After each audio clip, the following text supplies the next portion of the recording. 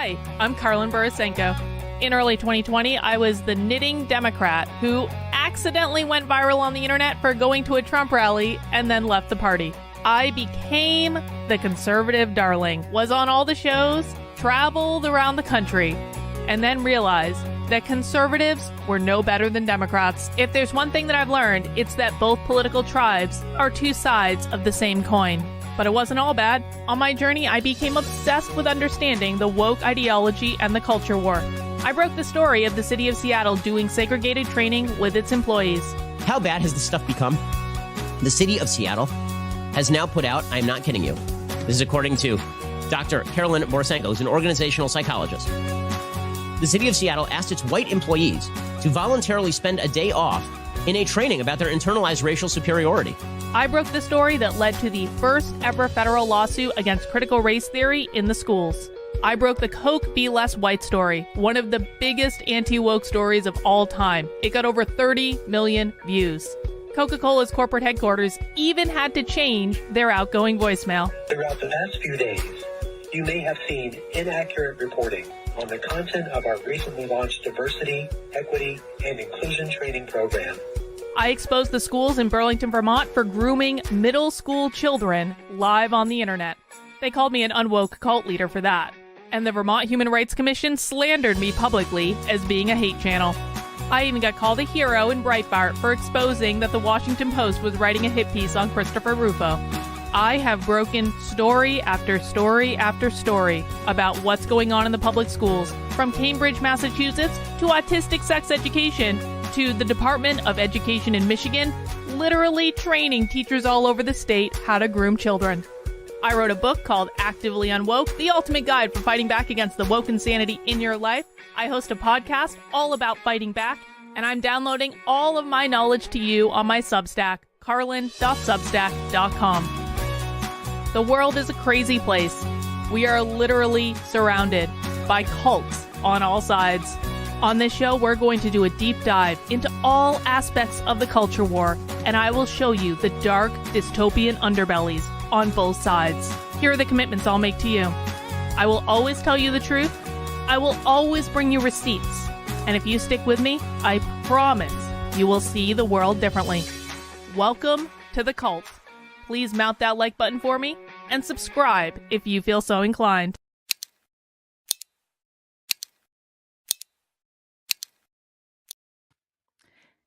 Hey guys, welcome to the cult. I'm so happy that the video actually worked because I got an error message right before this and I was like, oh no, the video's not going to work. The video's not going to work, but here we are.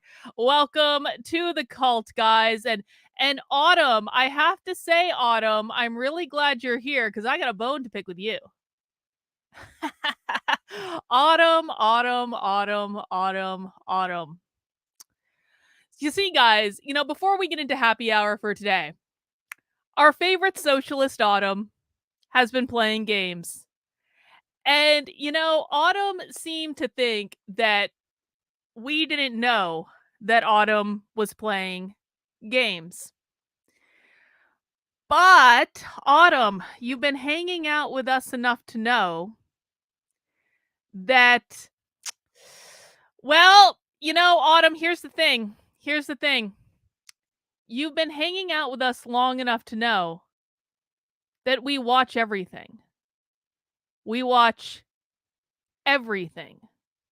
We watch when we don't say we're watching. We watch covertly.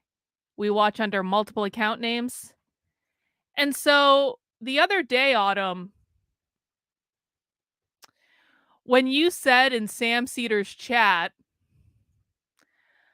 I also infiltrated a D-list libertarian YouTube chat called Karlin Borisenko. I've convinced her to debate Sam. Can you set it up? We were watching then, Autumn. And I gotta say, I knew you were fucking around, but if you really thought that I was ever gonna go on Sam Cedar's show, you really thought that was a real thing? You really thought I wasn't baiting you to do something like this so that we could catch you in the act of exactly what we knew you were doing in the fucking first place, to demonstrate that no matter how nice socialists pretend to be, No matter what sweet nothings they whisper in your ear, no matter how reasonable they are, no matter how nice they pretend to be in the chat, they are always liars that are always and constantly trying to set you up. So busted, Autumn. Busted. Now you can still hang out if you want. You can still be in the chat if you want. But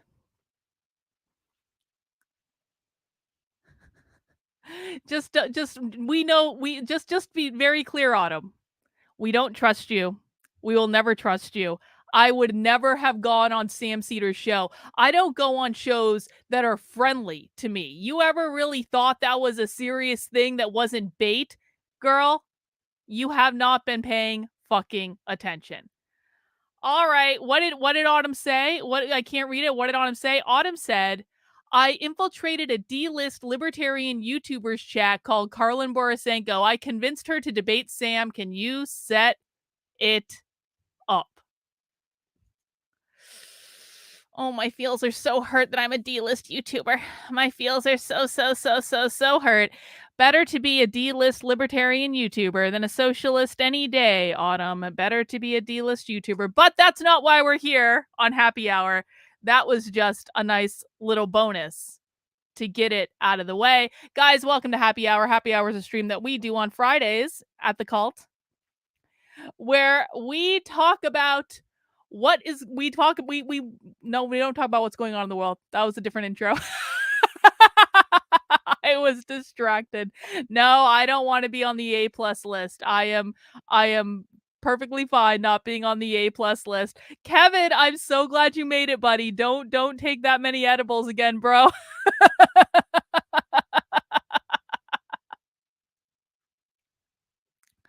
All right, guys, welcome to Happy Hour. Happy Hour is a stream that we do on Fridays where we kick up our feet, we relax, we have some drinky drinks, and we watch woke trainings and podcasts and presentations and classroom presentations and all of this stuff. We watch them from start to finish because the goal of Happy Hour is the introduction to finding out what the woke left actually says and what the woke left actually thinks, not the things that the right are telling you they think, because the right has no effing idea what's actually going on. And we watch them and we listen to them because when people tell you who they are, believe them. And usually I try to find like lectures that happen at colleges or that happen in organizations, stuff like that. But there is a specific topic that I have been wanting to wade into for a while. And that is the topic of, wait for it, not that one, that one. Heteronormativity. Does anyone know what heteronormativity is? Heteronormativity is basically the idea that that the world believes that everyone is by default straight and wants a straight, boring, bourgeois lifestyle in which they get married and have 2.5 kids and a dog and a house with a white picket fence and all that stuff. Basically, heteronormativity is the enemy of queer Marxism. Queer Marxism is out to destroy everything that is heteronormativity. And it's not just about straight people either, because there is another term called homonormativity. Does anyone know what homonormativity means? Pop quiz in the chat. Does anyone know what homonormativity means and why homonormativity is bad? Heidi, this is a perfect question for you. Lesbians should definitely know this. What is homonormativity and why is it considered bad by the queer Marxists? Anyone know? Anyone know? Yes, bot! Ding, ding, ding, ding, ding. Homonormativity means that you're gay, but just because you're gay, and that doesn't mean that you're okay with the queer Marxists, because a lot of times, gay people, they just want normal lives. Like, I know this is shocking to a lot of people, but oftentimes when a woman loves a woman and they want to get married and have a baby, They just want to live normal lives. Or when a lesbian meets a lesbian at a bar and someone has a U-Haul the next day. I mean, it's kind of weird how quickly lesbians move in together, but they just want to have normal relationships. Okay? Yes, that's it.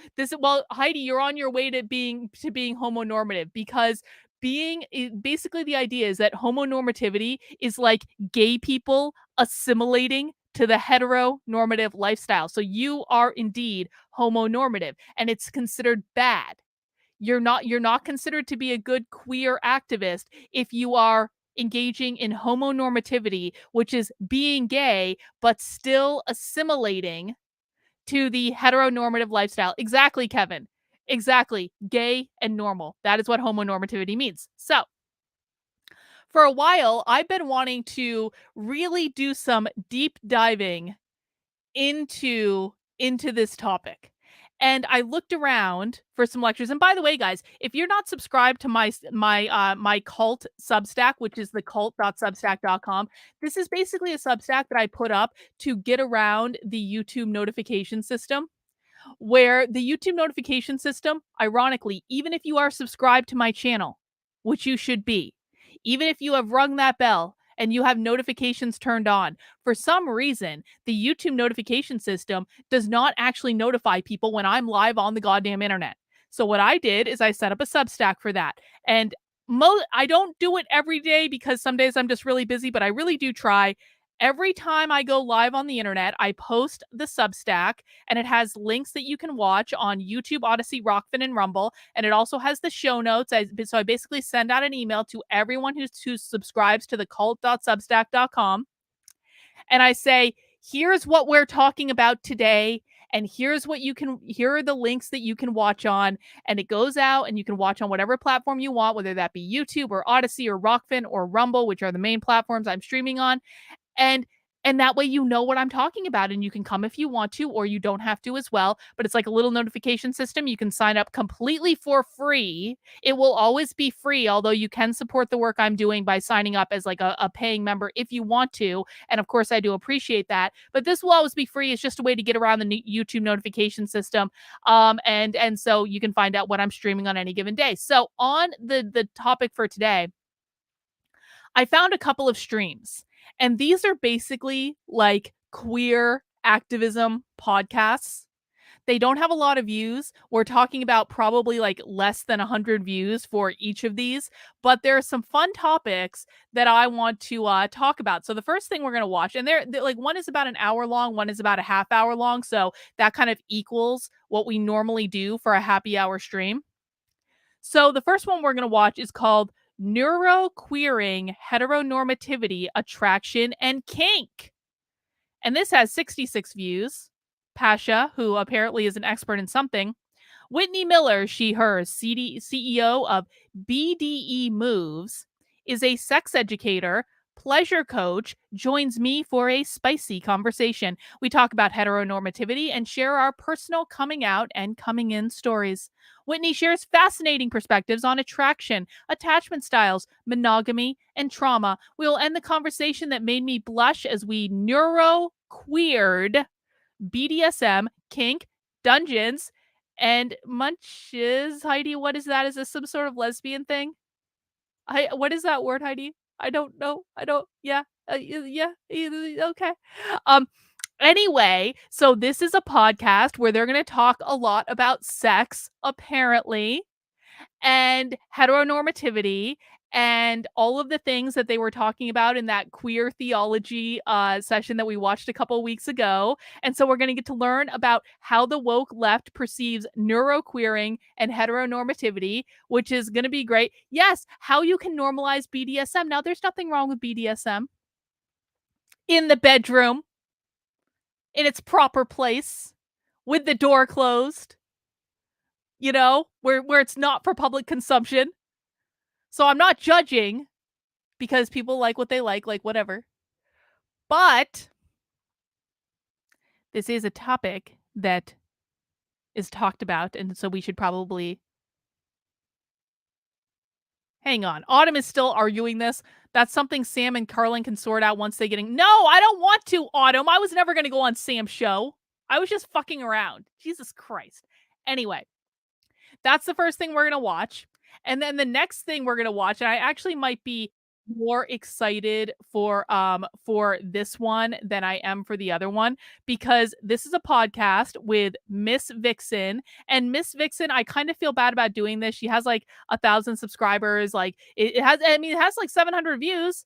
I mean, this is not like, it has more views than the other one. And the podcast is called The Straight Agenda: How Heteronormativity Leads to Homonormativity.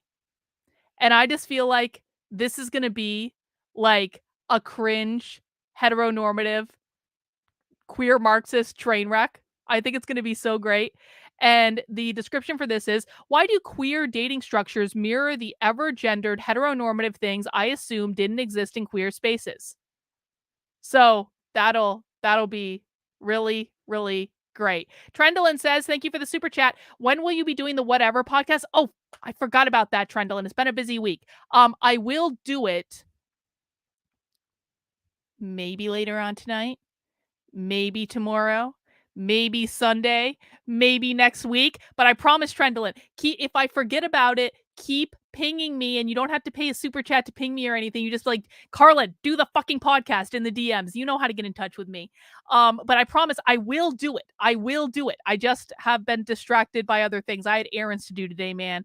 It's the way it goes. So, guys, that is what we're watching on the show. Now, even though these are not widely viewed things, and this is not like a college class or anything, I still do think that this is, yes, I will do it as a nitwits. Exactly. I still do think that this is an important thing for us to watch, because this is how these ideas get out there into the world. And this is who people are learning from, like in the real world. Most people are not going to college lectures. I mean, it is like, it is spicy when we can find a spicy lecture that occurred at a college where they say crazy shit, because then you can blame the college for propagating that shit. But in reality, this is how ideas, exactly, Heidi, this is queer culture and influencers. They may not have a lot of views, they may not have the biggest platforms, but they are articulating what they believe their versions of the ideas are. And so this is one of the ways that we can learn about what the woke left actually thinks. That is pretty damn close, Michelle. Heteronormativity means normal relationships. Basically, yes. Basically, yes. So, guys, that is what we're watching today on The Cult. I hope you have mounted that like button for me. And since we are watching about kink and BDSM today, you might want to do something more spicy to the like button. You might want to spank the like button. You might want to paddle the like button. There are any number of implements that you can use on the like button. I leave it all up to you. I don't mind. You like what you like. No judgment here. But no matter what you do to that like button, please make sure you do something to it, because there's a shocking disparity between the number of people who are watching right now and the number of people who have engaged with the like button in some way. So please make sure. I mean, if you want, I don't think that's the most productive thing you can do, Kino, but you know what? If you want to do that, I'm not 50 shades of the like button. Exactly, Akshay. Exactly. Guys, before we get into that, I do just want to remind you, make sure you are subscribed to my primary Substack, which should not be confused with The Cult. I do have multiple Substacks, and this is the primary one I'd like you to subscribe to, which is Carlin, KARLYN.substack.com. That is where I do most of my Unwoke content. You can subscribe for free, but if you do want to support the work I'm doing and keep me in business, because I am 100% funded by you, you can sign up for $5 a month or for $50 a year. And guess what? Now's a great time to sign up, because at the end of the month, those prices are going up to $8 a month or $80 a year to get me more in line with other creators on Substack. It's just the way it goes, guys. But if you want to get grandfathered in at $5 a month, $50 a year, that is the price you will pay forever if you sign up before I raise the prices. And so now is a great time to do it. Vince is like the most gentlemanly character. I feel like sometimes I feel about like a little guilty about being sassy in front of Vince, because he's such a gentleman. He respected the like button today. I think that's a great thing to do to the like button, Vince. Indeed. I also want to let you guys know that I did last night add some new items to the Unwoke Art store. We're going to be getting a little bit of a refresh in the store, a little bit of a refresh over on the Unwoke Art Substack. And I'm really actually very excited about some of the items that I added into the store. Let me just show you a couple new t-shirts that I added. I got this one. We got this one. Of course, we do have the new All Tiers Are Tasty design. This is on a t-shirt, a hoodie, a tumbler. I have an All Tiers Are Tasty tumbler, just in case, we don't just drink liberal tears on this channel. In fact, I relish a good salty conservative tear or a whole tumbler full of them every now and again. So All Tiers Are Tasty here. You can get that design right now. I am in love with this design. I'm going to be doing a fun initiative around this whole thing. This is a design that I made a while ago, and I wasn't sure if I wanted to put it on a t-shirt or not because it was just like, I didn't know if I wanted to. I didn't know if people would want to wear it on a t-shirt, but honestly, this is one of the most haunting designs I've done. It's basically kids in a public school looking like they're in a prison and just like completely devoid of all emotion, all creativity. And it says, "This is your child on public school." You can get that now on a t-shirt or a hoodie in the Unwoke Art store. And then this is my special little tribute to Twitter, because yesterday on Twitter, I told Kamala Harris, I was like, Kamala Harris had this video of a speech in which she looked like Hitler. I'm sorry, she looked like Hitler. If you watched it with the sound off, Kamala Harris looked like she was mimicking Hitler in this speech that she gave. I don't even know what she was talking about. I just know that she was doing it in an angry way in which she looked like Hitler. And so I commented, I was like, Kamala, you look like Hitler, right? And then some conservative bitch replied to me and she said, "Can you please not make Hitler analogies, because I had family that was in the Holocaust, okay?" And I was like, "Bitch, you're not going to compel my speech just cuz like I don't even know you." Like, like, so basically I replied, I was actually much nicer. I replied with this and I said, "I'm not in charge of your feelings." And so then I was like, I'm putting that on a t-shirt immediately. And so you can get that t-shirt now in the Unwoke Art store at unwokeart.com. And of course, there's all sorts of other great merch in there as well. I'm really proud of the merch that I'm building out in this store. We got t-shirts, we got hoodies, we got stickers, we have got mugs. The mugs are the favorite. The golden trump is still up because I haven't taken it down yet. There's the All Tiers Are Tasty tumbler. How cool does that look? So anyway, lots of great stuff over on unwokeart.com if you wanna do that. Anyway, the last order of business, of course, is that I need a beer. And today we're doing something a little different with the beer because, as you guys know, on Fridays, I go to the craft beer store and I pick out some selections for the beer. And you guys get to vote on which beer I drink first. However, today we're going to do something a little different because I have a very special treat. Hang on. Now, I do have craft beer, and we're going to talk about the craft beer I have, and you will get to vote on the craft beer. However, today, you will be voting for the second beer that I drink, because there is a very special beer that I would like to try before I get into the craft beer. And it is a beer that you may have heard of. Conservative Dad's Ultra Right 100% woke free beer. And this is a beer that has been created and distributed by my friend Seth Weathers. And I am so, so, so excited for all of the success that he's been having. I have been a big fan of him and his merch for a while. I have shilled his merch on this channel because it's so, so, so good. And after the Bud Light fiasco with Dylan Mulvaney, Seth was like, I'm launching my own beer company to compete with Bud Light.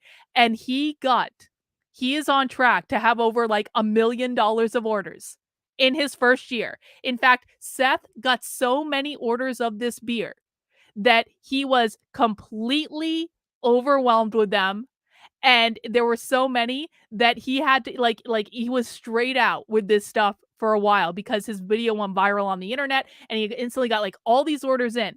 And he actually got canceled by the first brewery that was brewing his beer. And so then he found another brewery to brew his beer and he has started to fulfill his orders, and he was very, very nice to send me a whole box of them, even though technically it doesn't ship to New Hampshire because alcohol laws are stupid. But, you know, sometimes you can backdoor that stuff because who really knows what's exactly in the box. And so I do have a whole case of the Ultra Right beer, and I am looking forward to trying it. Now, I'm going to be clear. Like Bud Light, that sort of beer, usually not my thing. Usually not.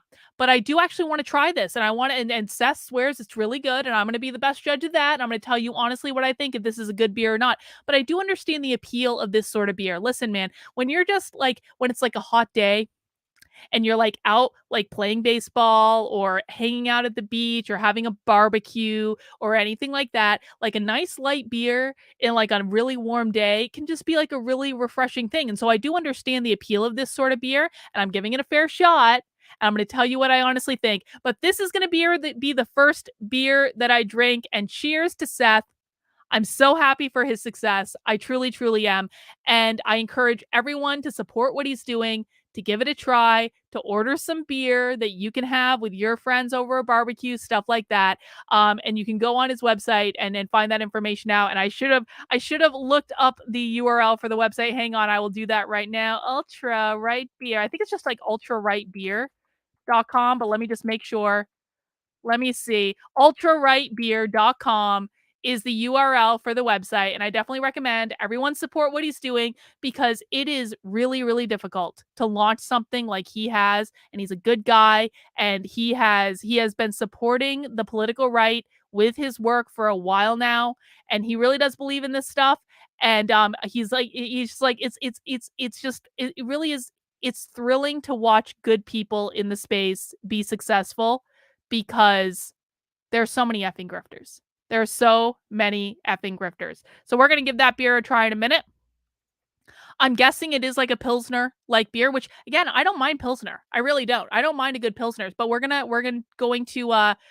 find out what that is. However, I do want to tell you about the other beer that I have, because you are going to get to vote on the second beer that I drink, because we're not giving up our craft beer. Got to have my fruity beer too. And today is definitely a fruity-filled day for beer, because I have 3 fruity beers. The first two are going to come from WeldWorks Brewing Company in where is WeldWorks Brewing Company?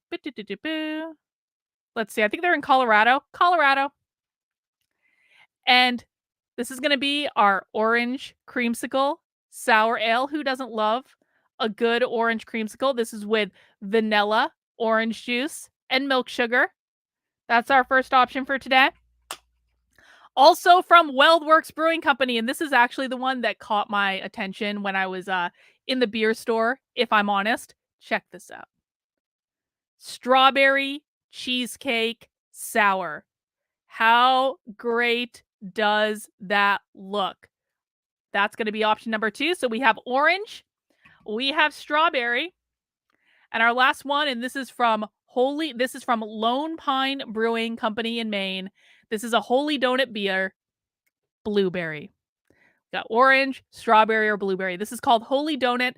This is an imperial double fruited sour ale with donuts, blueberries, vanilla, and lactose. And this is called blueberry glaze. So again, guys, you are voting for the second beer that I drink today, because the first one is going to be the Ultra Right beer. The poll is in the chat over on YouTube. The poll is only on YouTube. Sorry to people watching in different places. So we've got orange creamsicle, we've got strawberry cheesecake, or we have blueberry glaze donut. Let me know which one you want me to drink. And while you're doing that, I'm going to get our presentation set up. There we go. We're going to start off with the BDSM, because, we might as well get the hardcore stuff out of the way. And I'm going to start off by pouring this Conservative Dad Ultra Right beer. Cheers to everyone. I hope you're having a great Friday. And I don't know if this is the type of beer that normally is drunk out of a wine glass, but I'm going to drink it out of a wine glass because that's how I roll. Beautiful. Actually, you know what? Let me do this. We'll do it to big. Here it is. Does look very Pilsnery. Cheers, everyone. Happy Friday. I hope you're having a great day. We've made it through another week. Let's give this beer a try and see how it is. What is the alcohol content? This is like 4% something. 4.8%.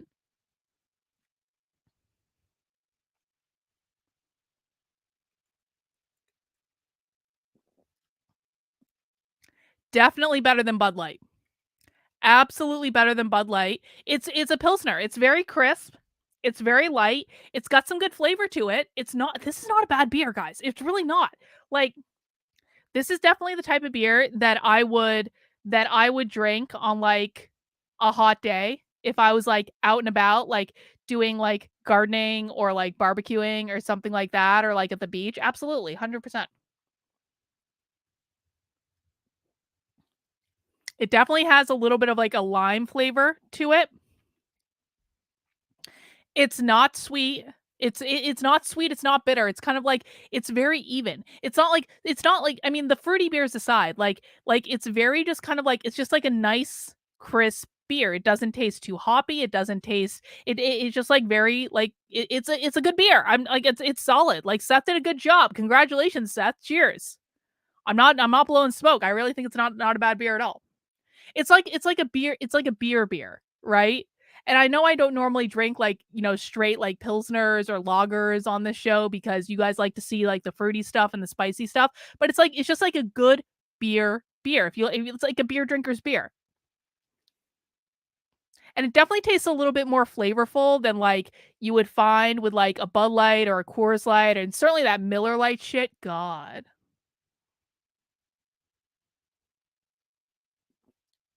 Yep. I'm impressed. I'm going to enjoy that beer. Excellent. All right, guys, let me see what's going on in the poll. Looks like for the second beer, you guys want me to drink that strawberry cheesecake beer, so we will do that second. But right now, we are going to start off with our happy hour. Autumn, we all know that you were fucking around and trying to brag to your friends, like, yeah, I get this low-level YouTuber to agree to come on Sam's show. We all know what was going on, Autumn. We're not stupid. We caught you in the act. Anyway, guys, let's get into the show. We are watching Neuroqueering, Heteronormativity, Attraction, and Kink. What could possibly go wrong? Let's get this party started.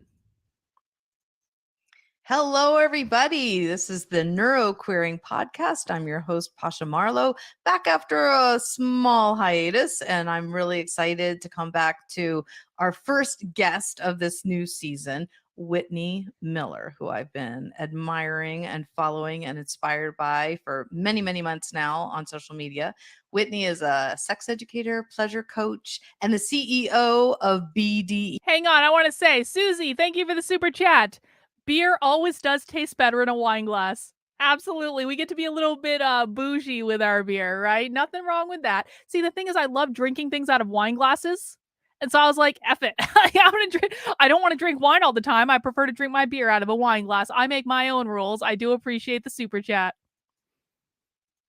Moves and a yoga professional, and I'm sure a million other fascinating nuanced Are they things lesbians, that we're going Heidi? to get into. I know you guys all know each other. But I love Whitney's energy, and I think I feel like I give Heidi far too much grief for being a lesbian, but I'm really amused by it. I hope no one's offended.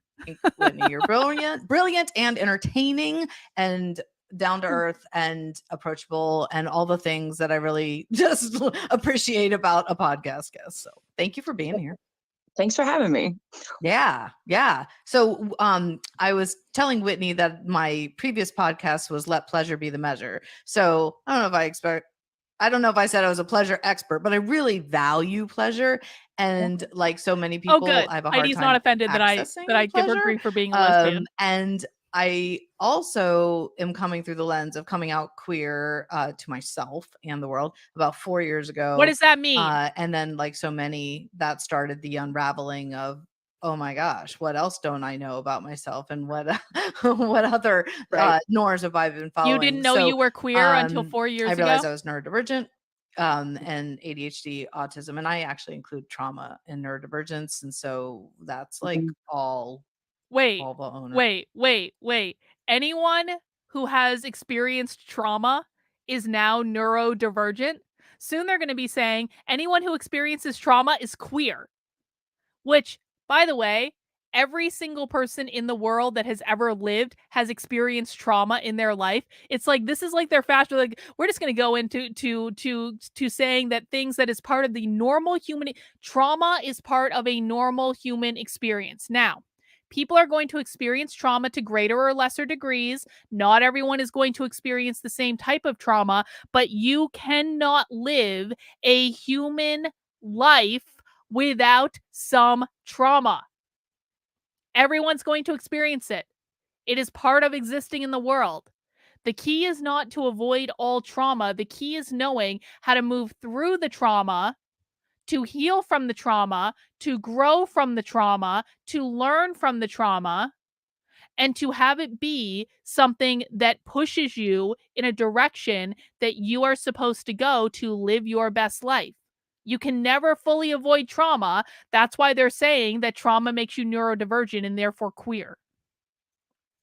Right? Like, and and beyond. There's with the social constructs the way they are, there's a bit of trauma for people, but For yes. sure. Oh my God. Wait a second. Yeah, I thought it'd be really. You might need a sweat lodge. I fucking love sweat lodges. I love this so much. Like, if you've never done like a sweat lodge, it is like basically it is so intense. And so, like, I did one in Peru and it was just like one of the greatest, most like I was seeing all sorts of stuff. I was releasing all sorts of it was honestly one of the great when I went to Peru, I actually enjoyed the sweat lodge more than I enjoyed the ayahuasca. Believe it or not, it's profound. Everyone should do that at some point. Oh, it's so hot. It's so hot. It is almost unbearably hot. But that's part of the point. And you reach down inside your stuff and you find things that you didn't know were there. Trust me.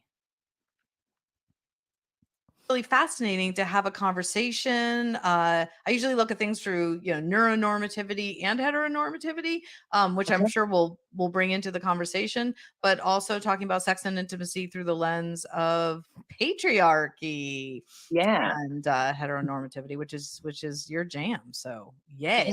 Jam. Yeah, we're gonna put our jams. We're gonna jam them together. Jam together. It's gonna be awesome.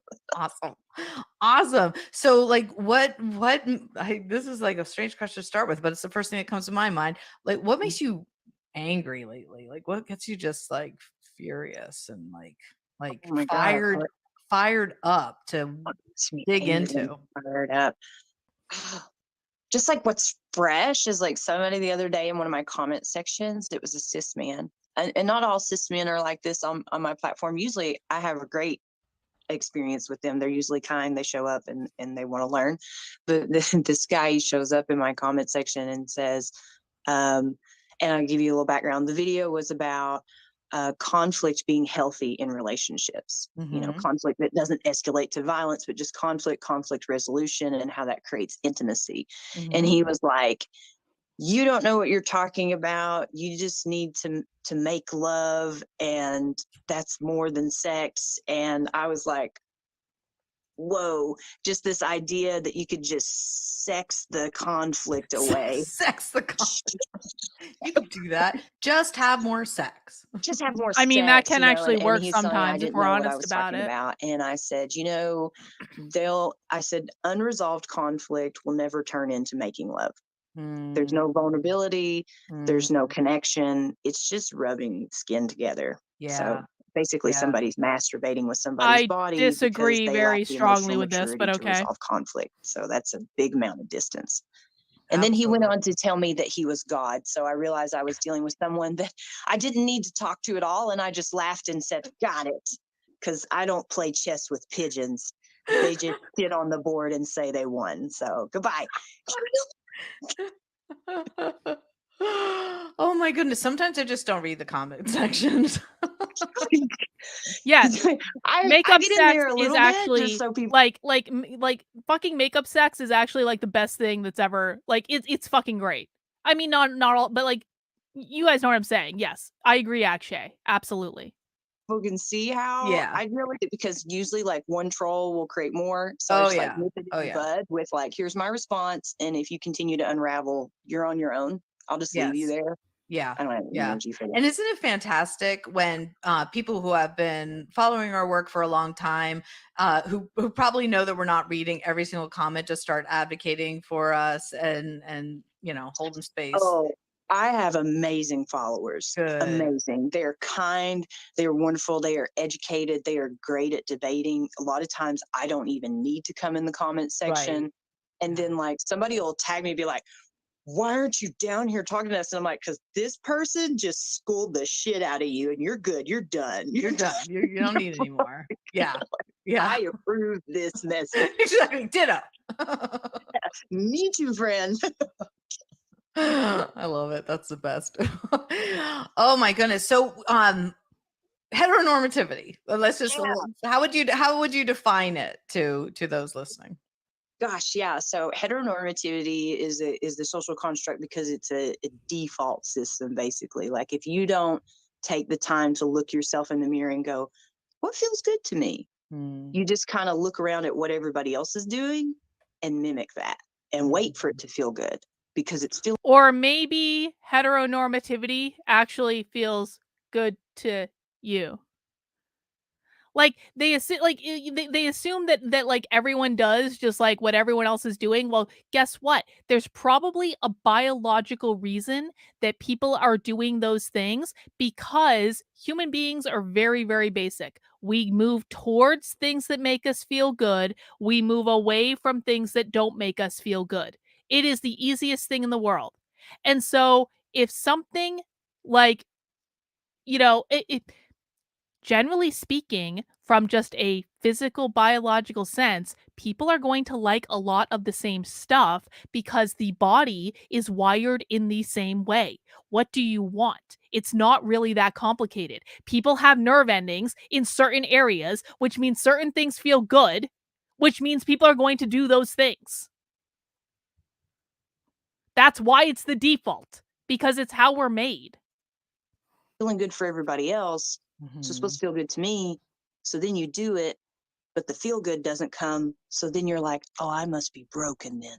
There's just something wrong with me. We just internalize it as we're broken because we're not a part of the cog in the machine. We feel queer. We feel Right. weird. Right. Yeah. I didn't know I was queer, but I knew that I wasn't experiencing pleasure in my hetero-facing relationships. I knew I wasn't experiencing pleasure physically, but also emotionally. That means that she has not had a vaginal orgasm, which, I mean, to be quite honest, is true of many women, because that's not how most women have orgasms. Just because men don't know where the clit is doesn't mean that, like, you're queer. I'm just saying, just because a lot of men, you really need to learn these things. By the way, this is your fault. When you guys don't know where things are or how they work, you turn these women queer. Romantic Yeah. and all the things. I wasn't did those experiencing. things. Yeah. I married the man. I had the baby. I Mhm. waited for the happy to come. Right. Where is it? Where Right. is it? Everybody said, this is what I'm supposed to do. And I went about it all backwards. I came out as gay when I was 15. I was very just like, I'm gay. And my older brother had already come out. So my family was like, yeah, another one. Cool. Awesome. No, Kino, this is a Do very you, boo. specific thing. And, but I grew up in East Tennessee. So at school, it was not Well, that okay. socially Right. acceptable. This is a good point too. Women need to instruct and direct, because it's just, I cannot, of all the conversations that I never envisioned having on the internet, Yes. Women need to show men where the clit is. And men need to take a more active interest in stimulating said area. This is not hard. Well, I mean, if it's not hard, that is a whole separate problem.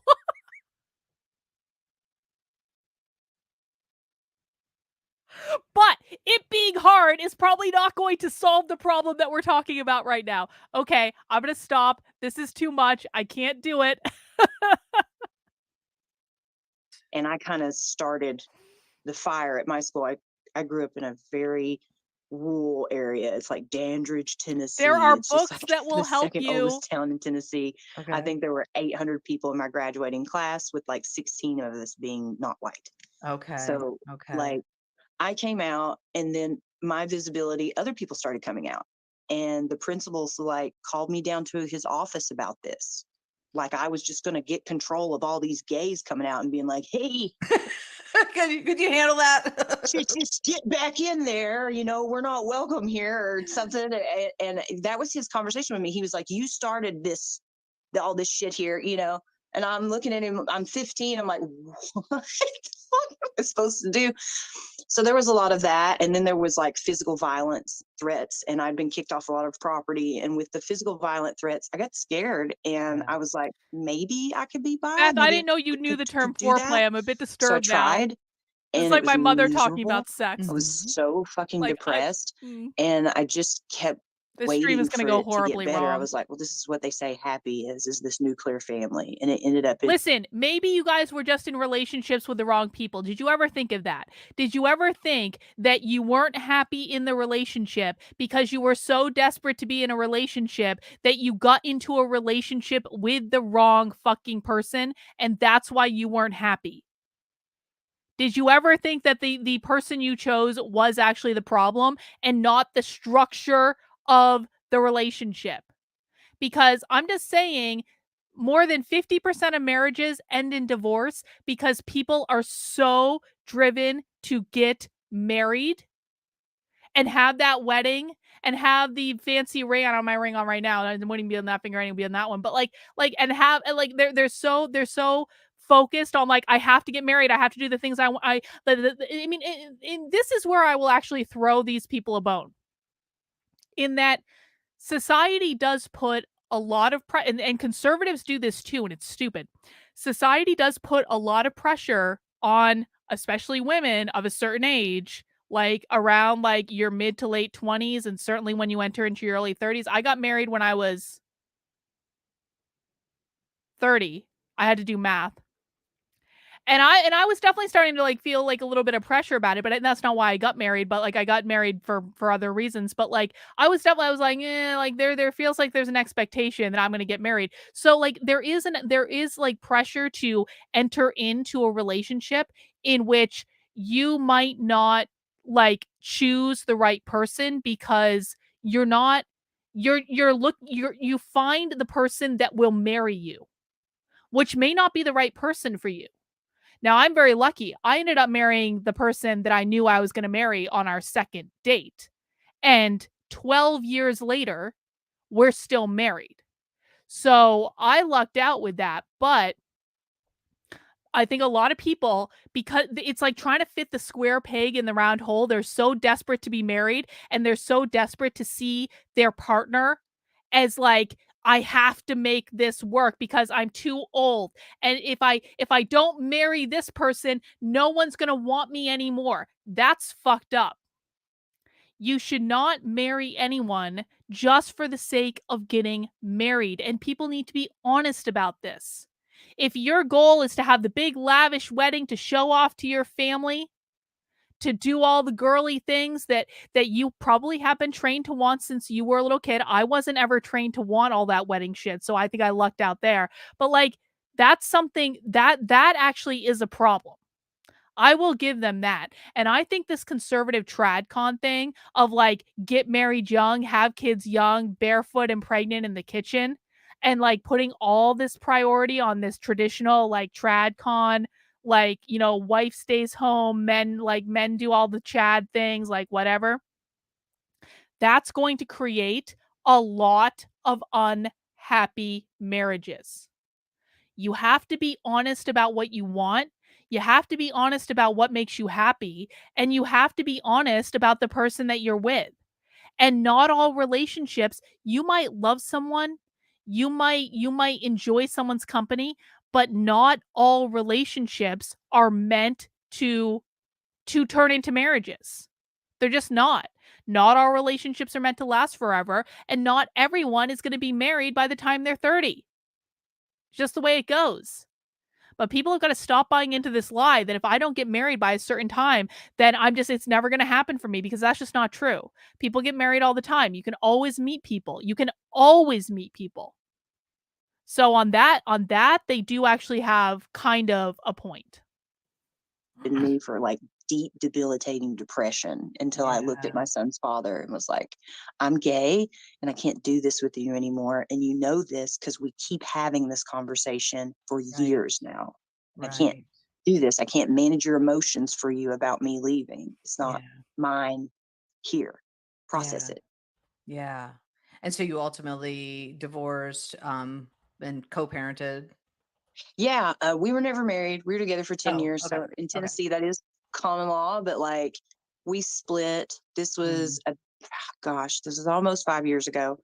And we do co-parent. We co-parent very well. Nice. He has finally come through it. It took him like 3 years to like process his emotions and things. And I think that that's a lot of patriarchy there. Is like men aren't sure what to do with emotions that don't fit in the anger box. It's like anger is okay. That's socially acceptable. Because patriarchy is shitty for everybody. It's shitty for men too. For sure. And like being anti-patriarchy is not anti-men. I'm pro-men. I want them healthy. Absolutely. Better for all people. Like have your full range of emotions. If you have a central nervous system, you have emotions. It's not a gender thing. Right. Yes. Let them be healthy, and then let their brains work better, and let them make better laws. Yes.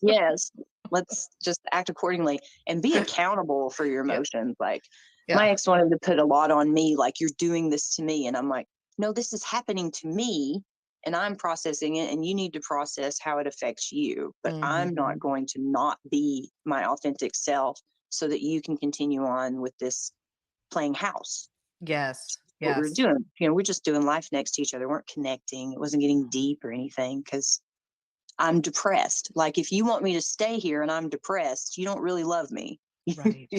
Right. You just love this situation and like keeping everything like it is. Well, it seems like they weren't communicating, and which is part of the problem. I'm sure a lot of people listening can relate. I'm separated from my soon to be ex. I don't know what's called.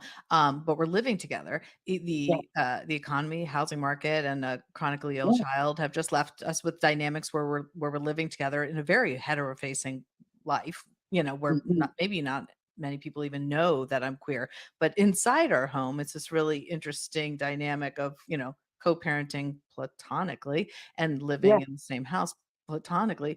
And I know so many people are dealing with that, but it's so what's going to happen when how, she starts dating? even though I'm 100% certain I'm queer, and even though I'm 100% certain I want to, what does be queer able to mean? Leave, individuate, get my own place. What does it mean? My God, sometime start to date, find love for myself, fulfilling love that's actually pleasurable.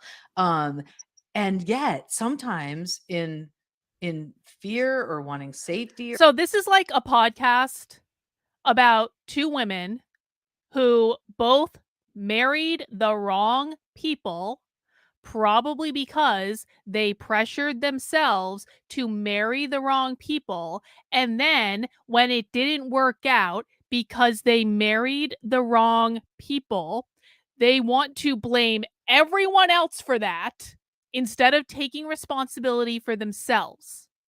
They're like, this didn't work out because society told me that I had to engage in homonormativity. and I did homonormativity. I found the person and I got married, and the marriage failed because society was the problem, because they told me that I had to be heteronormative. Did I say homonormative? I meant heteronormative. Like, they're blaming everyone else for their problems. You picked the wrong people. You married the wrong people. Take responsibility, because if you don't take responsibility, I promise you, this is going to happen again. And it doesn't matter if you're marrying a man or a woman or a they or a zim or a zer. If you marry the wrong person because you are desperate to be in a relationship to validate yourself, because validating yourself, you can't do it on your own. You need other people to do it for you. That relationship is also going to fail. And if you blamed heteronormativity the first time your relationship failed, and then you queered yourself because that's what you had to do, because you were rebelling against society and against this heteronormativity that made you get married in the first place, when you were really queer and society was just telling you you couldn't be queer. You're going to pick the wrong person again, and the same thing's going to happen again. And who are you going to blame next time? Oh, you're going to blame homonormativity. Oh, I'm sorry. This is not. This is literally just an instance where they are not taking responsibility for what they have contributed to end up in the situation that they're in.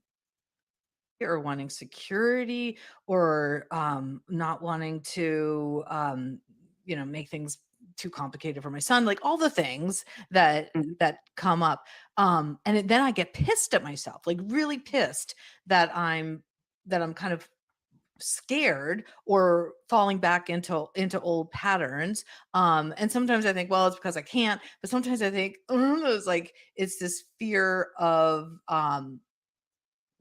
not feeling like I could do it on my own, even though intellectually and cognitively I know I can. I'm just thinking back to our original conversation about like imposter syndrome, and I'm just being honest about the fact that it comes up so much when in this situation where we're trying to move apart. Mm-hmm. Absolutely. I mean, you think about all the social constructs that are set up to make a woman second guess herself about whether she can take care of herself, or whether she knows how she feels, or what she thinks is valid. Yeah. And even that, when you look at the way that the culture treats like two women in a relationship together, they treat it like foreplay for a man. I mean, it's disgusting. Like, the word lesbian has been sexualized to the point that these relationships are not seen as legitimate. So we have to like meet with all of that and deconstruct it within ourselves and realize that like our 2 feet on the ground is enough. Like, that's enough. You can root and ground in yourself.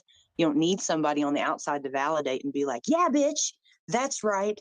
Like, no, it's like, if it feels right in my heart, that's it. I don't need anything else. And when we're young, nobody tells us that. So as adults, we have to go out and like pay for therapy. Or for me, it was like immersion programs where they were like telling you, you are enough by yourself, looking in the mirror saying, I'm a bad bitch. And like, that's it. Like, you don't need anybody else to tell you that. So it's hard. And it's like, I was telling my fiance yesterday, I was feeling this like in my heart, like a little bit of anxiety. Like, we moved in with each other this week, and we're like merging our lives together. And it's just, this is the first relationship I've had where it's a true partnership, where it's not like I'm carrying around my partner's debit card and I'm in the home like domesticated. Like, we both work and we both have these independent lives that we've brought together. And I realized, I was like, man, this is my first time like feeling like a full ass adult. Like, I'm doing exactly what I want to do. Yeah. And it's on the grounds of nothing else. Cause for so long it was like, is this making my parents happy? Is this making, this partner happy? And I don't give a shit about any of that anymore. I'm like, I'm happy. Yeah. And that kind of gave me a little anxiety, like, oh, but am I really? Yeah, I am. I'm like very happy. This is exactly what I want to do. And it's like, nobody prepares you for that when you get exactly what you want, that it will shake you. Oh yeah. Especially if you have a trauma history, you'll kind of wonder, like, what am I missing? When's the other shoe gonna fall? I am always right about lesbians and U-Hauls. if I didn't completely know what was going on then, what don't I know now? Yeah. So yeah, it can be really scary. It can be really scary. We get used to the feeling of trauma or chaos or conflict Yeah. sometimes.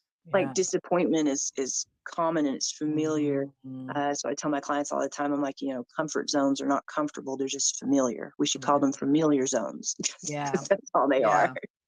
Yeah. I hear you. And so, gosh, this is so cool. So you've just moved in Yeah, with a woman.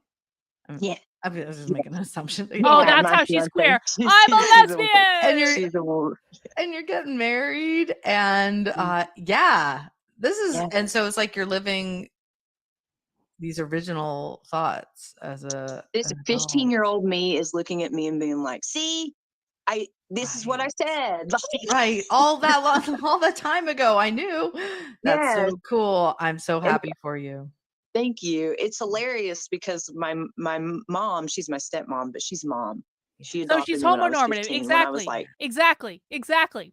The queer Marxists, see, they don't know this yet because these people do not understand what queer actually means from the queer Marxism level, but they don't know this yet. They are engaging in homonormativity. We're going to find out what homonormativity is and why it's bad in the next video we're going to watch after this. Don't worry, this is like all going to get scrunched into the normal time we do happy hour. We're not watching extra content or anything, but like, they haven't yet surmised that what they're doing is not considered to be queer because they are making the mistake that queer equals gay.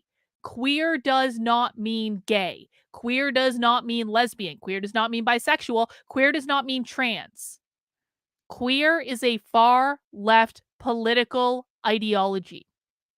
It has nothing to do with who you sleep with. It has nothing to do with your relationships. It has nothing even to do with your pronouns. It has nothing to do with how you identify. It has nothing to do with any of this. It is, by its nature, a far left political ideology that is inherently designed to disrupt and destabilize everything normative. getting arrested and doing all the bad things, she was like, "Yeah, I'll sign papers and be your guardian." So at my worst time in my life, she took me in and loved me. So she's mom. Oh, nice. She said when I left my son's father, and she looked right at me and was like, "Well, we just figured me and your father thought that you were going to have a baby and that you would leave and that you would be with a woman. Like, we thought that that's just what you want to do." I was like, "You thought I was out here just trying to like steal somebody's sperm and then go like, that's what you and dad talk about? Like, you just had a chat?" Like, Whitney, she's probably just going to have a baby and then move on to women. So they were not surprised. No, they were just like, "Yeah, this is what we thought you would do." Like, I was like, "Thanks for telling me." Yeah. I Yeah. mean, yes. It's funny when it's anticlimactic when we come out. When I came out in 2019, I was so nervous to come out. I wrote a book about it first. It's kind of a strange way to do it, but I wrote a book called My Next Husband Will Be a Lesbian. Yeah. And my coming out was like showing my family my book. Here, I Great wrote a book. title. You're in it. Here, just go read it. And nobody was. Yes, you know what a really emotionally and intellectually mature person does?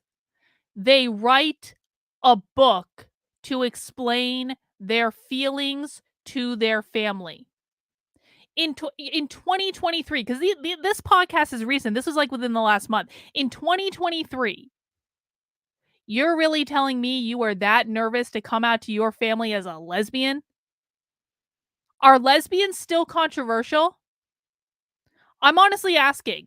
Like, is it like there have been major TV shows about being lesbians? There have been reality shows about being lesbians. There have been whole dating shows with lesbians. Like, is being a lesbian still controversial? Is being gay still controversial? I really don't think it is. So you're telling me in 2023 you are so emotionally mature that you are writing a book to tell your family that you're a lesbian? I'm just saying. Carlin, are you going to talk about how conservatives are freaking out about the Barbie movie? How are conservatives freaking out about the Barbie movie? I'm going to have to fucking watch the Barbie movie and I'm not happy about it. Everyone's asking me like, are you going to go see the Barbie movie? Are you going to go see the Barbie movie? Even fucking Joshua was like, Carlin, you should go see the Barbie movie this week. I was like, I'm not fucking seeing the Barbie movie. I didn't even like Barbies when I was a kid. Why would I go see a whole movie about Barbie? Surprised they're all just like, what my older son, who's autistic, he says, how many pages is it? I was like, that's your only question about me coming out. He's like, how many pages in your damn book? Yeah, that's it. That was the only question he ever had. It was like a non-issue. Nobody was surprised. Yeah. No. Yeah. When I came out at 15, I didn't even get to come out. My mom opened the closet door and is like, what are you doing in here? And I bought a book of like memoirs, like lesbian memoirs. Cause Yeah. I'm 37 now, so this is 22 years ago. And I was at Barnes and Nobles and trying to find something to help me because I'm like, I'm not into boys like my friends are and think something's going on with me. And this girl hit on me the other day, and boy, that made my skin feel really warm and nice. And I want to know what's going on. And she saw me like sneaking to buy this book. And she calls me down to her room, and I come down and I'm like, hey. And she was like, honey, you want to sit down? Do you think you're gay? And I start crying like it's some Christian conservative family I'm coming out to. Like my brother isn't 17, out and open and accepted. I don't know what was wrong with me, but she's just like, it's okay, baby. Like, it's fine. Like, Jason's gay. Like, if you be gay, my dad's a redneck. So he was like, well, at least you won't get pregnant, I mean, that is the benefit of being a lesbian, I suppose. But yeah, it wasn't long after that they realized they had to stop letting me have sleepovers. They were like, you all these girls can't have overnights anymore. My mom Can come I to just my say, room and I love going into a good Barnes and Noble and wandering around. I really do. The last time, so I went to when I went to that socialist conference in Massachusetts, I stayed, my hotel was basically like across the street from a really big Barnes and Noble. And it was, and there was like a Red Robin right next to it. So I got a burger at Red Robin and a beer. And then I wandered around the Barnes and Noble for like an hour. And it was so great. It was like you get to see all these like little knickknacks and things and merch and cool and books that you never would have thought of. Like wandering. I remember the first time I ever walked into a Barnes and Noble when I was like a teenager, and I was like, "Oh my god, this is like the biggest bookstore ever." And it was because like I didn't have that stuff where I grew up in Vermont. We had to travel an hour to go to Barnes and Noble, right? It's just like, man, no, Barnes and Noble is still open. They still have them, but it's just like it is just such a joy to like wander around to Barnes and Noble, and like I just don't know what it is. It's just like it was one of my favorite things to do, honestly. And my girlfriend had like pulled her shirt on inside out and backwards, so the tag's like right here. And the room smells like guilt. It's just like that's awesome. Yeah, we can get away with sleepovers with our girlfriends for a long time. I got away with it for a good bit. I had some fun, and they cut that the fuck off. They were like, we cannot do that. Those are minors, and we could get in so much trouble. Yeah. Oh my gosh, that's amazing. That's amazing. I love it. I love it. And when you were talking about, go back to the warm and fuzzy feeling part, which reminded me of attraction and how we feel. But you mentioned things beyond just sexual attraction and the physical sensations. Like what do you want to tell me about attraction? Oh my gosh. So attraction is so complex and it's so layered. Like there's platonic attraction, like when you're attracted to someone because you want to be friends with them. Mm-hmm. And then there's aesthetic attraction. And I get this a lot for like feminine presenting men. I just think they're beautiful. I don't want to wrap my legs around them, but I can't stop staring because they're just gorgeous. But there's not like that sexual magnetism, like, oh, I want to take your clothes off. It's just like those clothes are laying on you so good, and I cannot stop looking away, and I'm going to give you a compliment if I get close enough. And there's skill set attraction, like when you see someone doing something that they're passionate about, like singing or playing the guitar, and you get this feeling almost like just like you can feel the dopamine in you because that person is doing something that they're just like they're made for that. Yeah. And that could trigger sexual attraction, but sometimes it's just you just are magnetism. Attraction is like magnetism, and Sexual attraction is not complicated. You either have chemistry with someone or you don't have chemistry with someone. Like this is not hard. Now, you can learn to, like, as you fall in love with someone, if you emotionally fall in love with someone, you can get sexually attracted to people who you may not have had sexual chemistry with before, because the emotional connection makes you want to engage in like intimacy with them.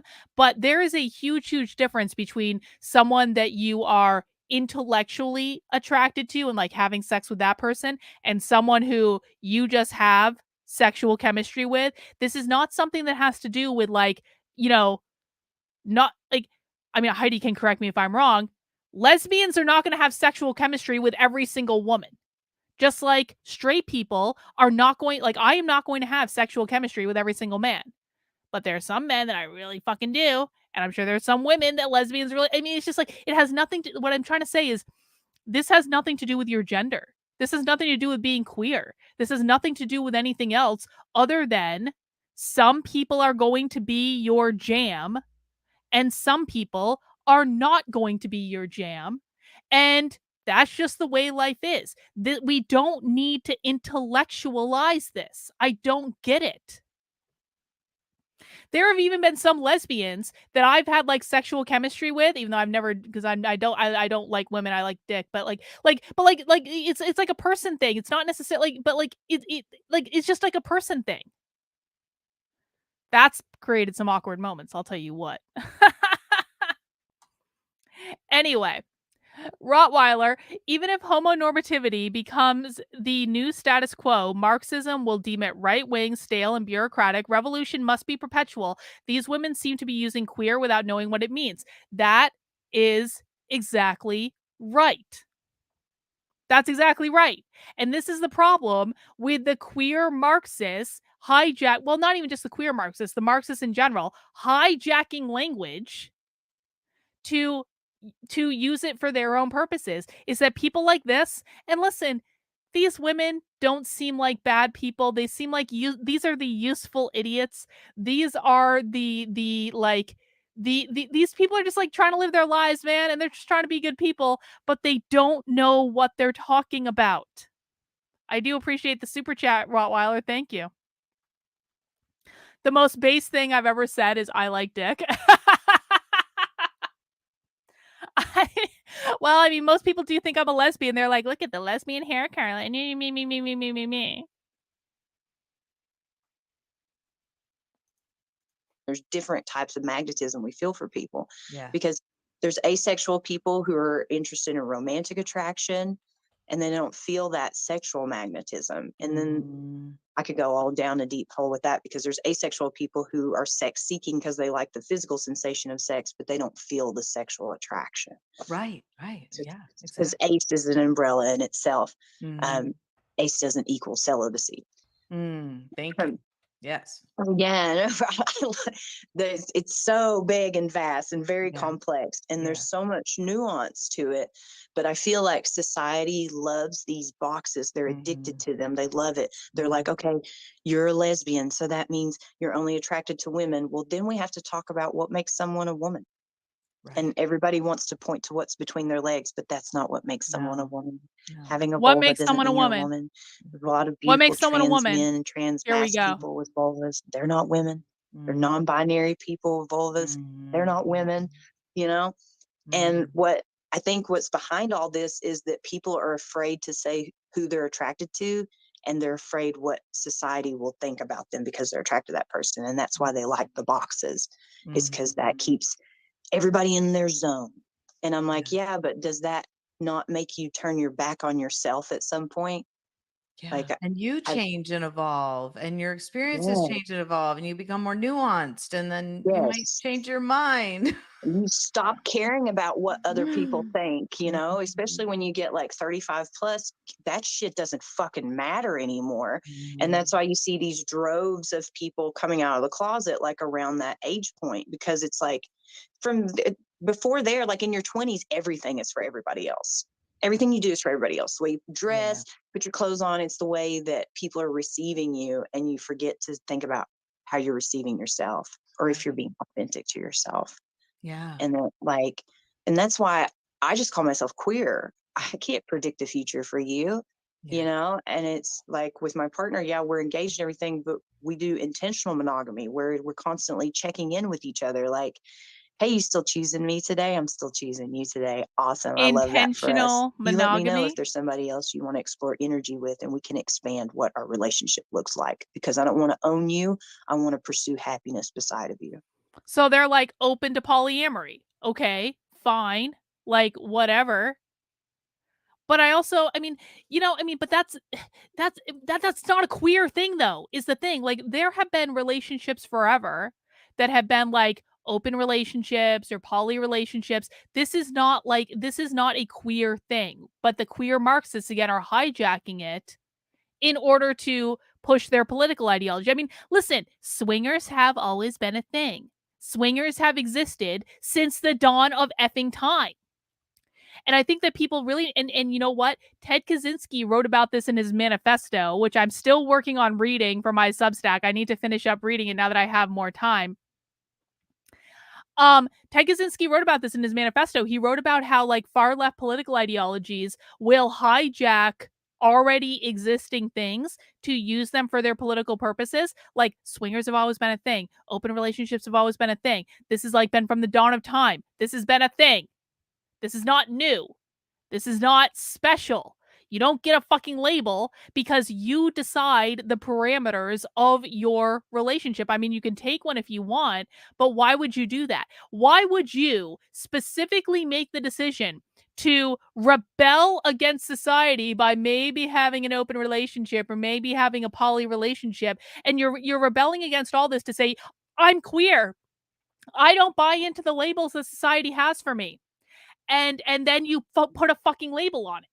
And you say, well, in order to do this, I need to call it queer. Like, no, you don't. Like, these things have always existed. You didn't invent them. The queer people didn't create these things. So Beautiful. it's just keeping it real. I've not heard that term before, intentional monogamy. Yeah, it's the ethical non-monogamy community has beautiful words to like Yes. expand how we look at relationships. And my partner introduced that to me because we were both poly when we met each other, and we had like other people who were kind of like compulsory monogamy people look at just dating.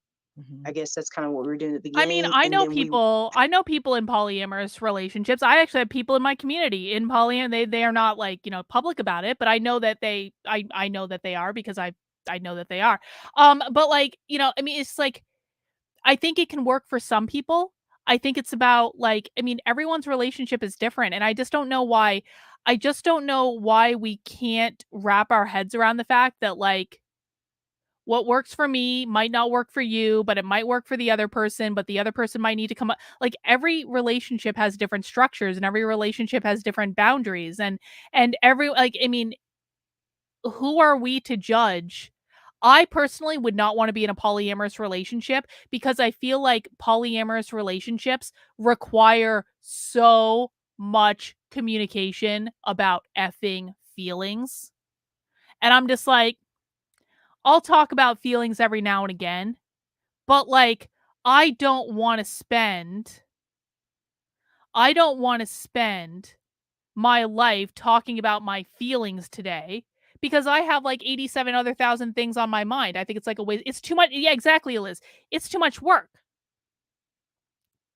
But I think for some people, if you have people that want to come together and spend their entire lives talking about their feelings, then a polyamorous relationship might be like a really great thing for them. But more than that, just like zooming out like big picture, why can't we just accept that people are in charge of the relationships that they have in their lives? And the people in the relationship, get to decide the parameters and the boundaries of the relationship. And at the end of the day, it's really none of our fucking business. It's none of our business. If they're happy, then let them be happy. If they're fucking one person, fine. If they're fucking 87 people, who are we to judge? It's not our life. It's not our bodies. I do agree that if you're going to fuck around, you need to, be safe because that's just being considerate, right? But I just wonder why, why this is a big deal. Anyway, I wanted to answer a question. Steve Stevens said, some of Carlin's regulars, is it okay to ask personal questions about Carlin? I mean, you can ask personal questions. I might not answer the personal questions, but you can ask them. I don't really care. I will answer the personal question if I feel that it is, well, A, if it's something that I want to answer, but B, if I feel like it can instruct on like a larger point I want to make. I'm like actually really boring. In real life, I'm like really boring. And so you can ask, I might not answer. We'll see. Anyway, Had like intended to just keep that going, like, oh, we'll just continue 8. practicing polyamory because we were just My looking for shoe size is fun. 8. But we found that the more time we spent with each other, the less emotional space and energy and time we had for other partners.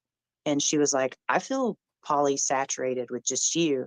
And that's another term from the ethical non-monogamy community to explain that you don't have the capacity for other partners. Like, Yeah. Well, what do you mean? But so polysaturated, you don't have the capacity, but is it also that your relationship is fulfilling on many levels? Is that the yes, saturation? Okay. yeah, it's fulfilling, and like she fulfills all my romantic and sexual needs, and then anything else I need I get through my platonic relationships with my friends, because there's not hierarchy of relationships. Your romantic There are many relationships are people who important, love yes, my but my copious friendships ass are very rent. important.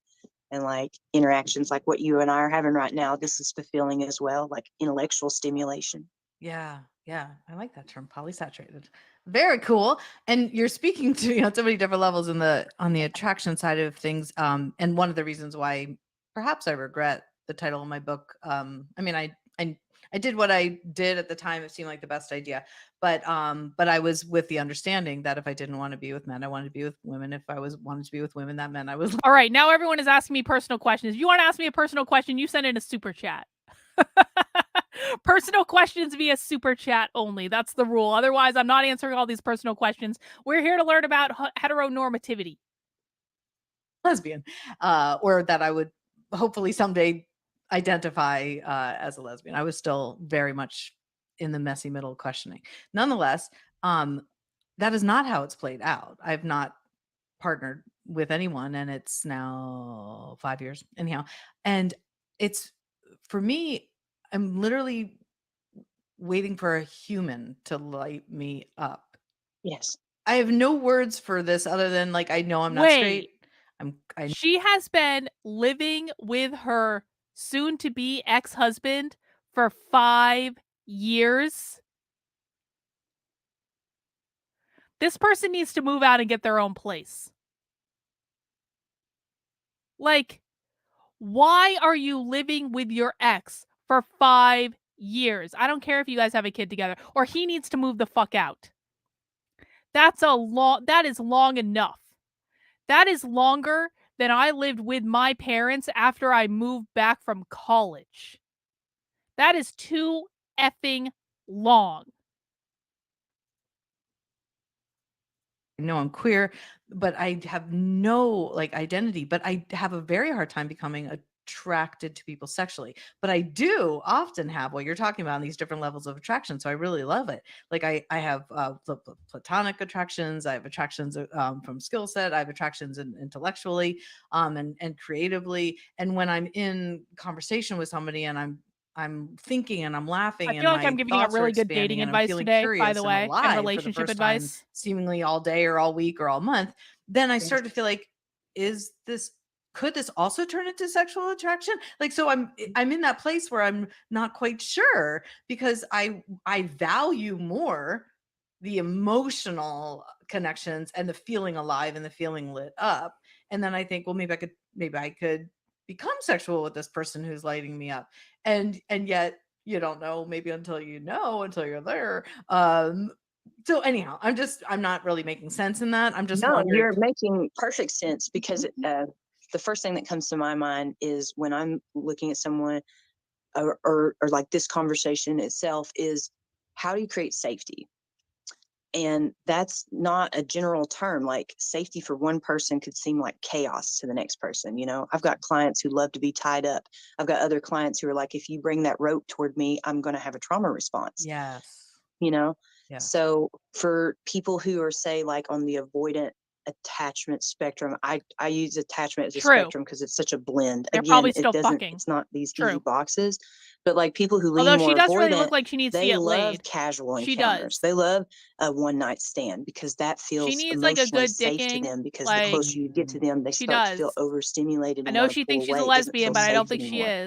is. To the opposite end, like someone who's more anxious, they want that emotional depth. Yeah. So they would need like more to get into a sexual attraction feeling with someone. That emotional connection and depth gives them safety, where that emotional depth makes the avoidant person feel scared. I was and it doesn't feel Heidi, safe anymore. Yeah. I was thinking the same thing. This is the type of woman that because she married the wrong man, she has now convinced herself that she's a lesbian and she's going to try to date women. It's going to be a big waste of time because she's not really into women. She just married the wrong man. No, I said she needs a good dicking because she's not really into women. She obviously needs to get laid, like very badly.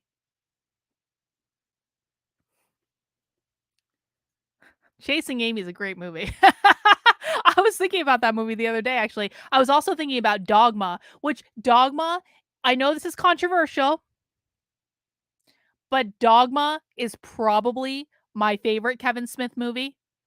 Dogma was so funny.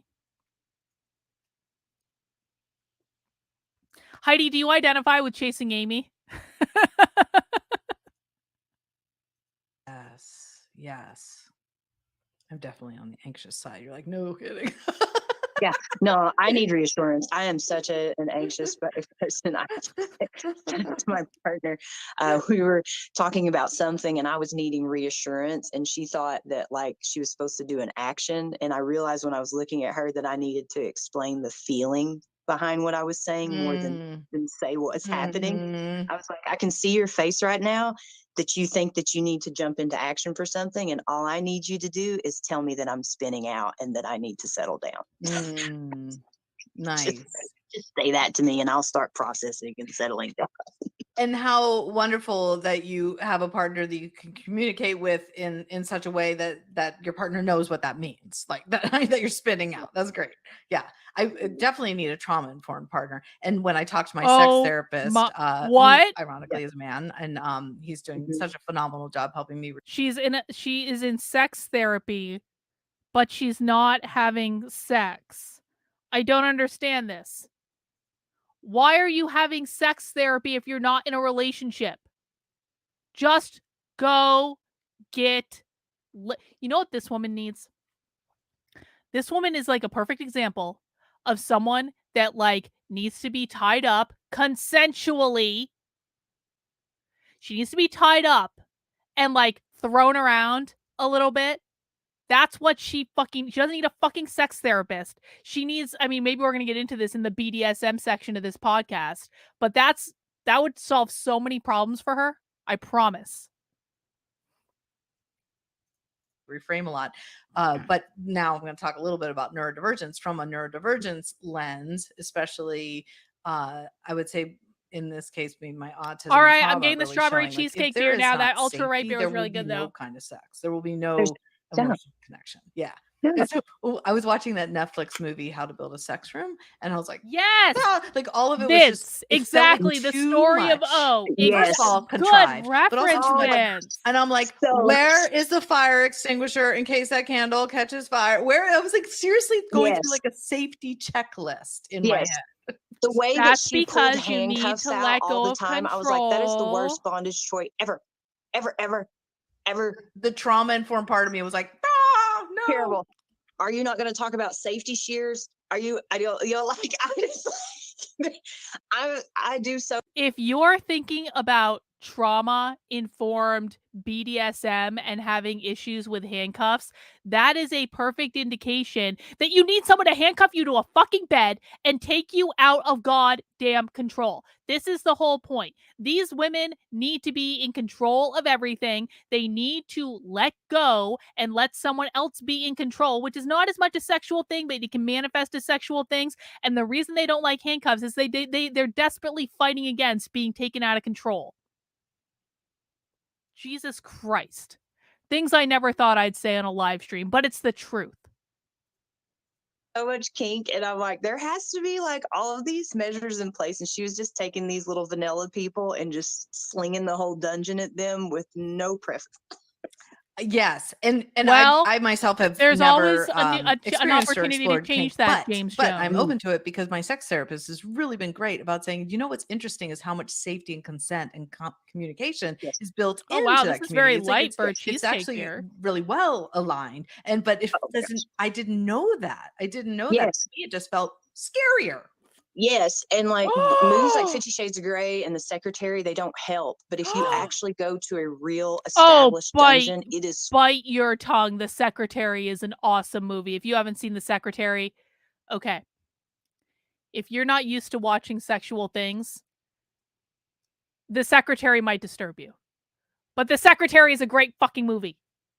Everyone should. It was so much better than like 50 Shades of Grey.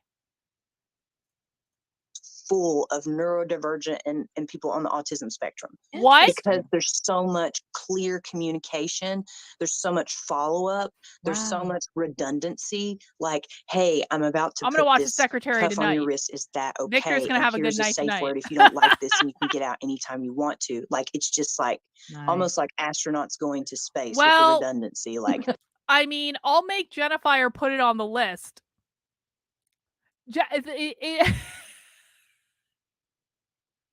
I don't know. This movie might be too much to watch in a group setting for movie night.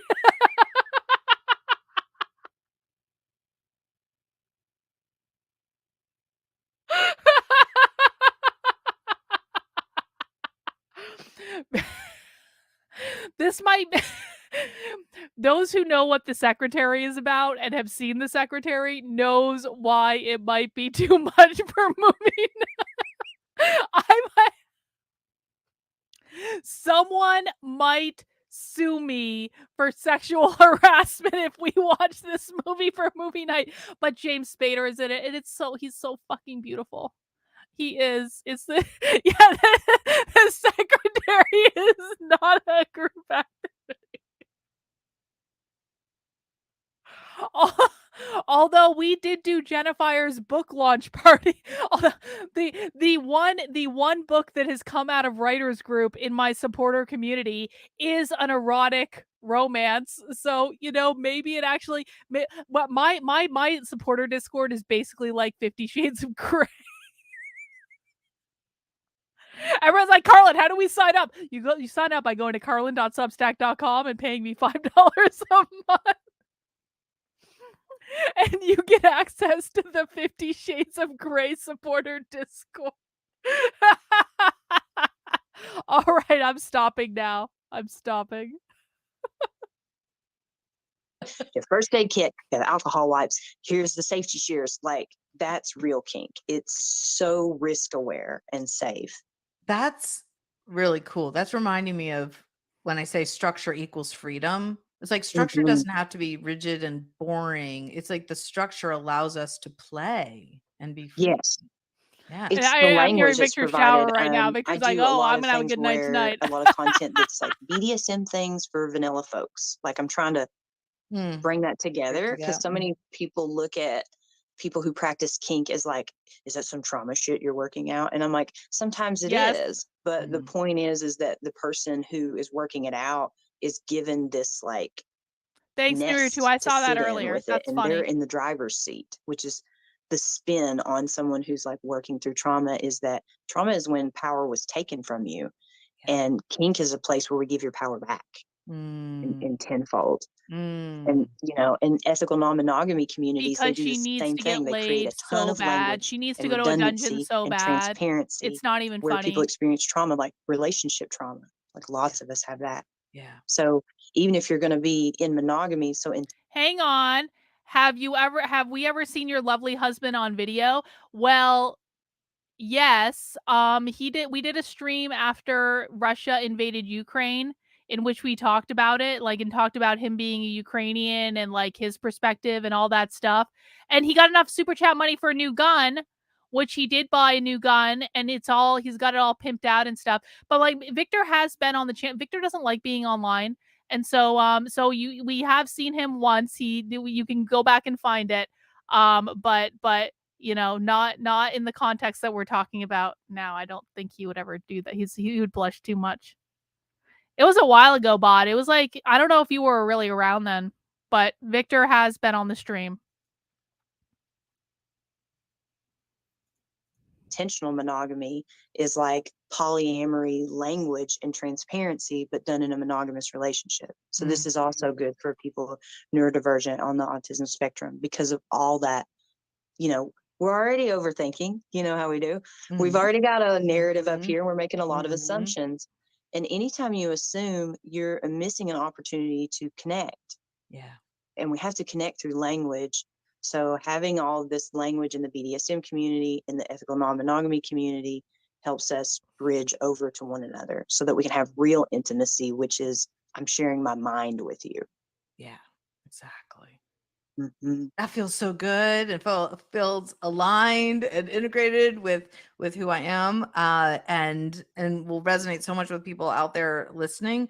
And I know a lot of my clients are neurodivergent and queer. Do you find that overlap? I know it's there, but do you find that in all of your clients, or is it just some?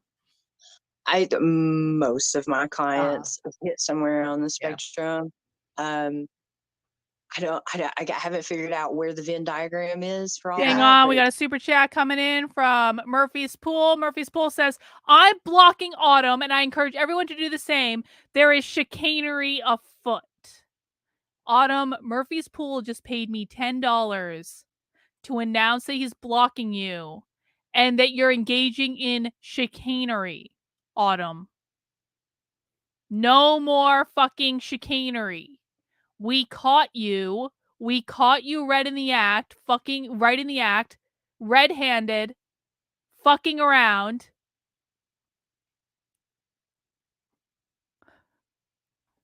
Anyway.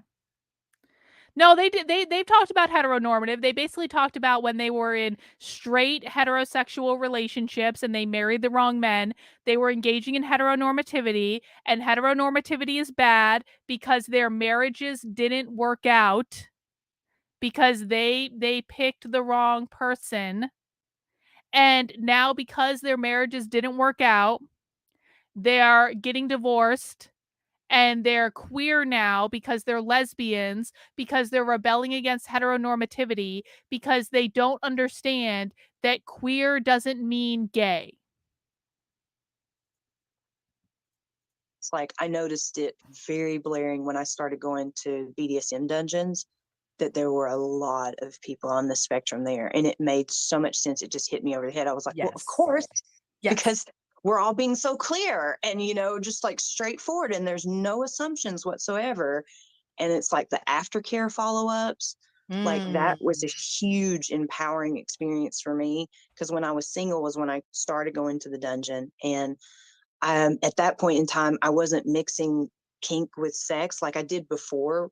When I practiced kink before, it was like in relationships. But my first time going to like a public dungeon, or it's private, it's like invitation only, but I'm in the room with a lot of strangers. I'm like trying to figure out what you mean by dungeon, but I'm just like so I'm going to try to know. like paint you a picture from here. So we're all going to learn something new today. Over there in the land of assumption. It's a 3,000 square foot concrete room that is cleaner than any hospital I've ever been in. And there are places set up for scenes. So a scene is like carried out between one or more people that have negotiated what will happen.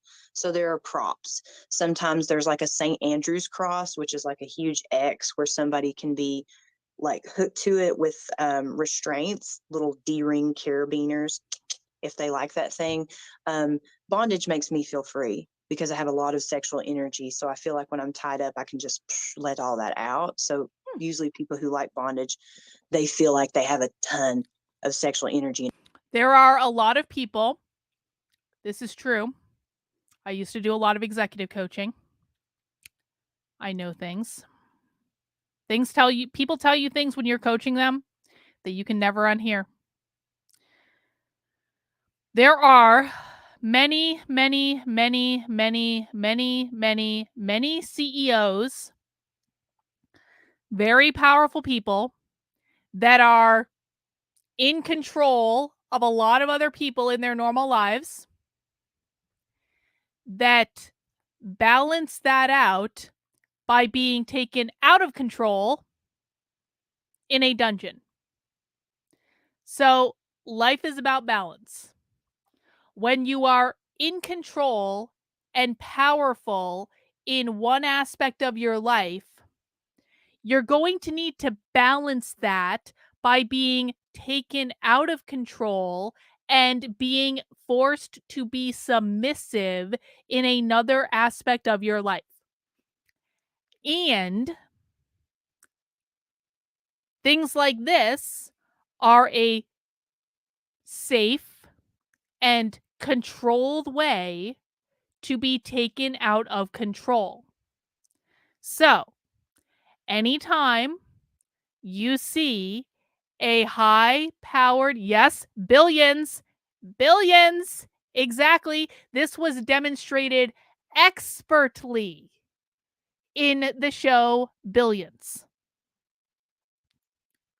So anytime you see a high-powered CEO, just keep in mind that in their off time, that high-powered CEO, it's not like out of the realm of possibility that they're being tied up to something and having all sorts of things done to them, because the only way we can really be really truly successful in life is by finding balance. That's what she's talking about. And this is why I say these women are control freaks. Because she's talking about, I only feel free when I'm tied up. Okay, that's because you are a control freak in real life. And it makes them feel like they can just let it all out because they're tied up. They won't overpower the other person. Or sometimes they like the feeling of surrendering and being overpowered by someone. It feels good.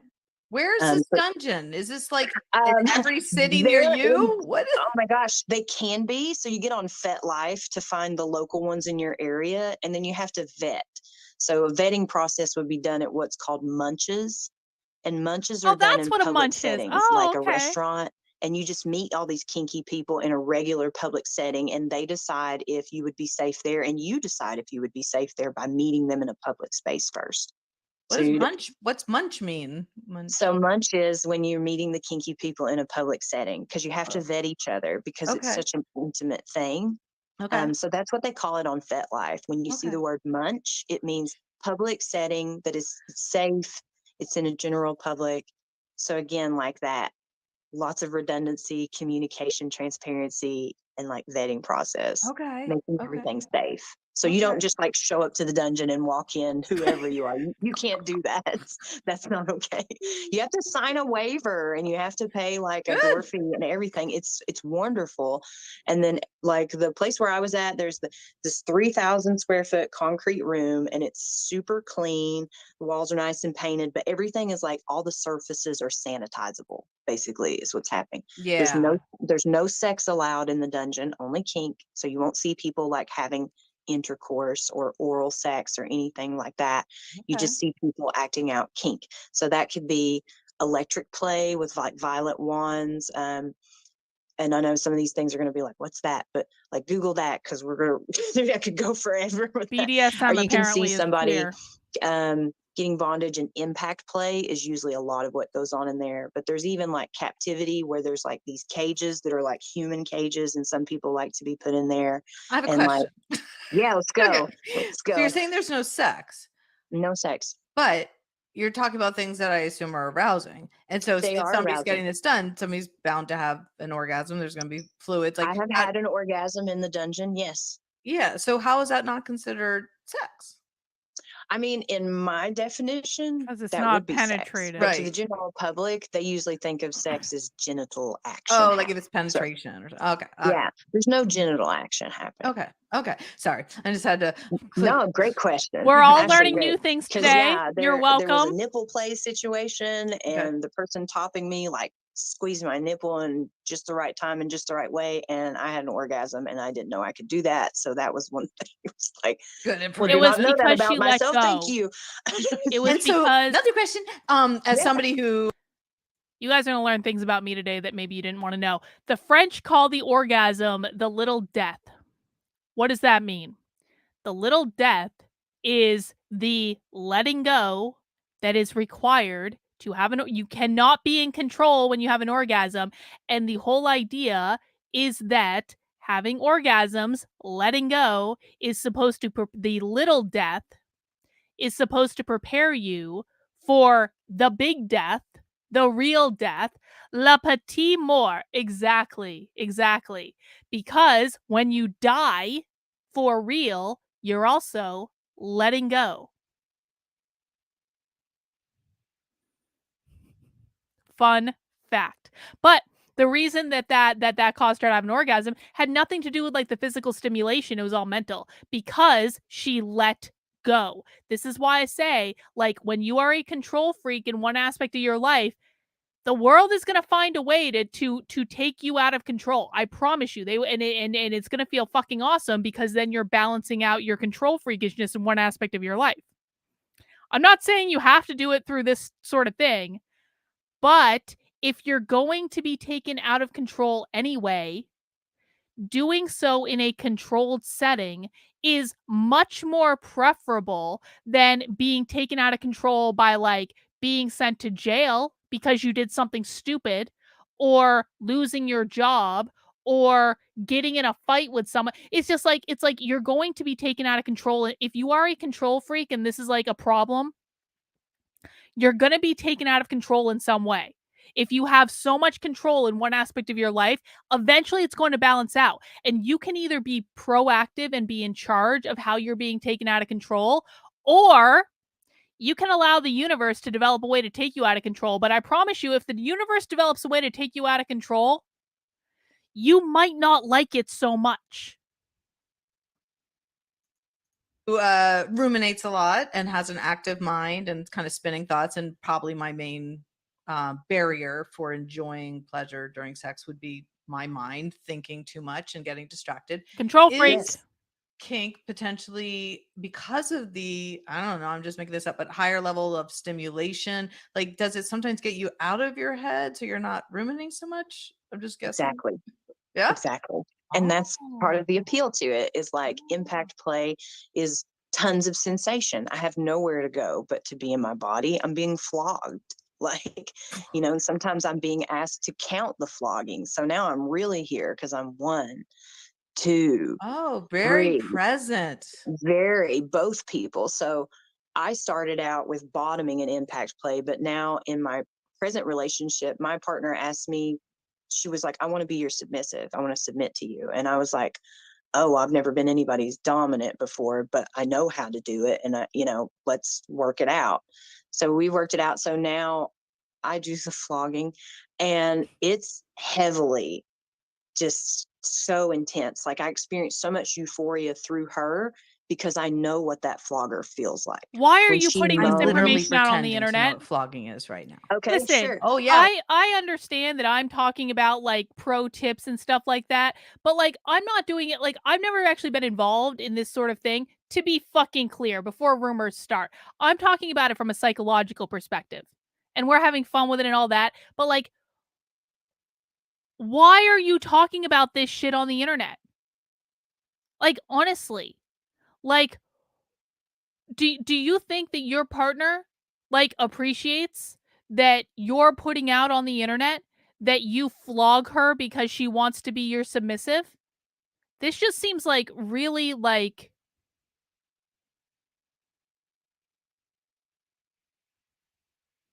what is the word for what I'm like? It's I don't want to say gross because like I guess I guess like it's not like I'm not judging it. I'm not saying like what they're doing is bad.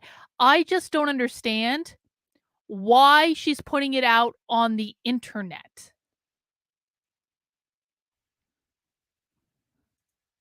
Flogging. Yeah. Yeah, I got you. Hang on. Yes, this is like the story of O after show. In front of me? Is this, I'm gonna witness my first. By the way, for those who don't know what the story of O is, the story of O is like a really famous, like very, very bondagey, submissive-y story that is actually pretty great if you read it. But it's like a famous like BDSM, right? And now she's running into her closet to get her flogger. What the fuck? First flogging. We are now on neuroqueering. We're queering this stream, guys. I'm gonna have to get the play-by-play for this. Or just listen. She's got a whole lot of purple and black leather. So this it's is like a cheerleading. It's like a cheerleading pom pom, but not. That is a perfect word. Ghost. And this is heavy. So when it comes down and it hits, it's like a thudding sensation. Okay. So, I got it. It goes over a wide surface of the area so that it's not a stingy sensation. Now I have other toys for stingy sensations if somebody likes that, but most people like to start out with a thud. So when someone's getting flogged, this is what they're getting hit with. Sandy! I would never have thought this of you, Sandy. Yeah, so the smell of it too can be triggered, can trigger a delicious sensation because it's like if you smell the leather, then you remember the last time you smelled the leather and the pleasure that you experienced. Very gauche. Okay, I have another question. So because you say leather and I think belt and I think whipping and I think spanking and I get my trauma space. So which I'm sure is common to get like triggered by different smells and sensations. This but like needs to get tied up so bad. Like, too close to me to like being spanked as a child. So how do you bridge that if I'm like want to be flogged someday? But now that's where my head went. So that would be a barrier. So this is a part of rewriting those narratives is that we pick up the story from there and we rewrite it with pleasure. Like you have a story that's like tied up in like fear and shame and you not being in control. And we pick that story up and we rewrite it with you being in control and you receiving pleasure and you being able to say when it starts, when it stops, what toy you use. Because like when I was bottoming, somebody would just hand me their bag of impact toys and be like, hey, go through that and tell me which ones that you don't want me to use, which ones you do want me to use, and they would just act accordingly with that. So there's a negotiation that happens before. That's a huge part. Yeah. So everybody is acting within the boundaries and limitations, and there's where we get the trust. So it's an active trust exercise. Like if she didn't get I'm not permission, going to hit you harder than you want me to. It's very I'm going to stop when you want me to. I'm not going to use anything on you you don't want me to. And then you start to rewrite these narratives. Now you have a new memory. This cheesesteak beer, by the way, really brings good. up the last interaction that you had instead of the traumatic one. John Morgan, you're too young for this. Cool. I have when I work with couples, not with kink, clearly. Good. I'm really glad you're not coaching kink because vanilla.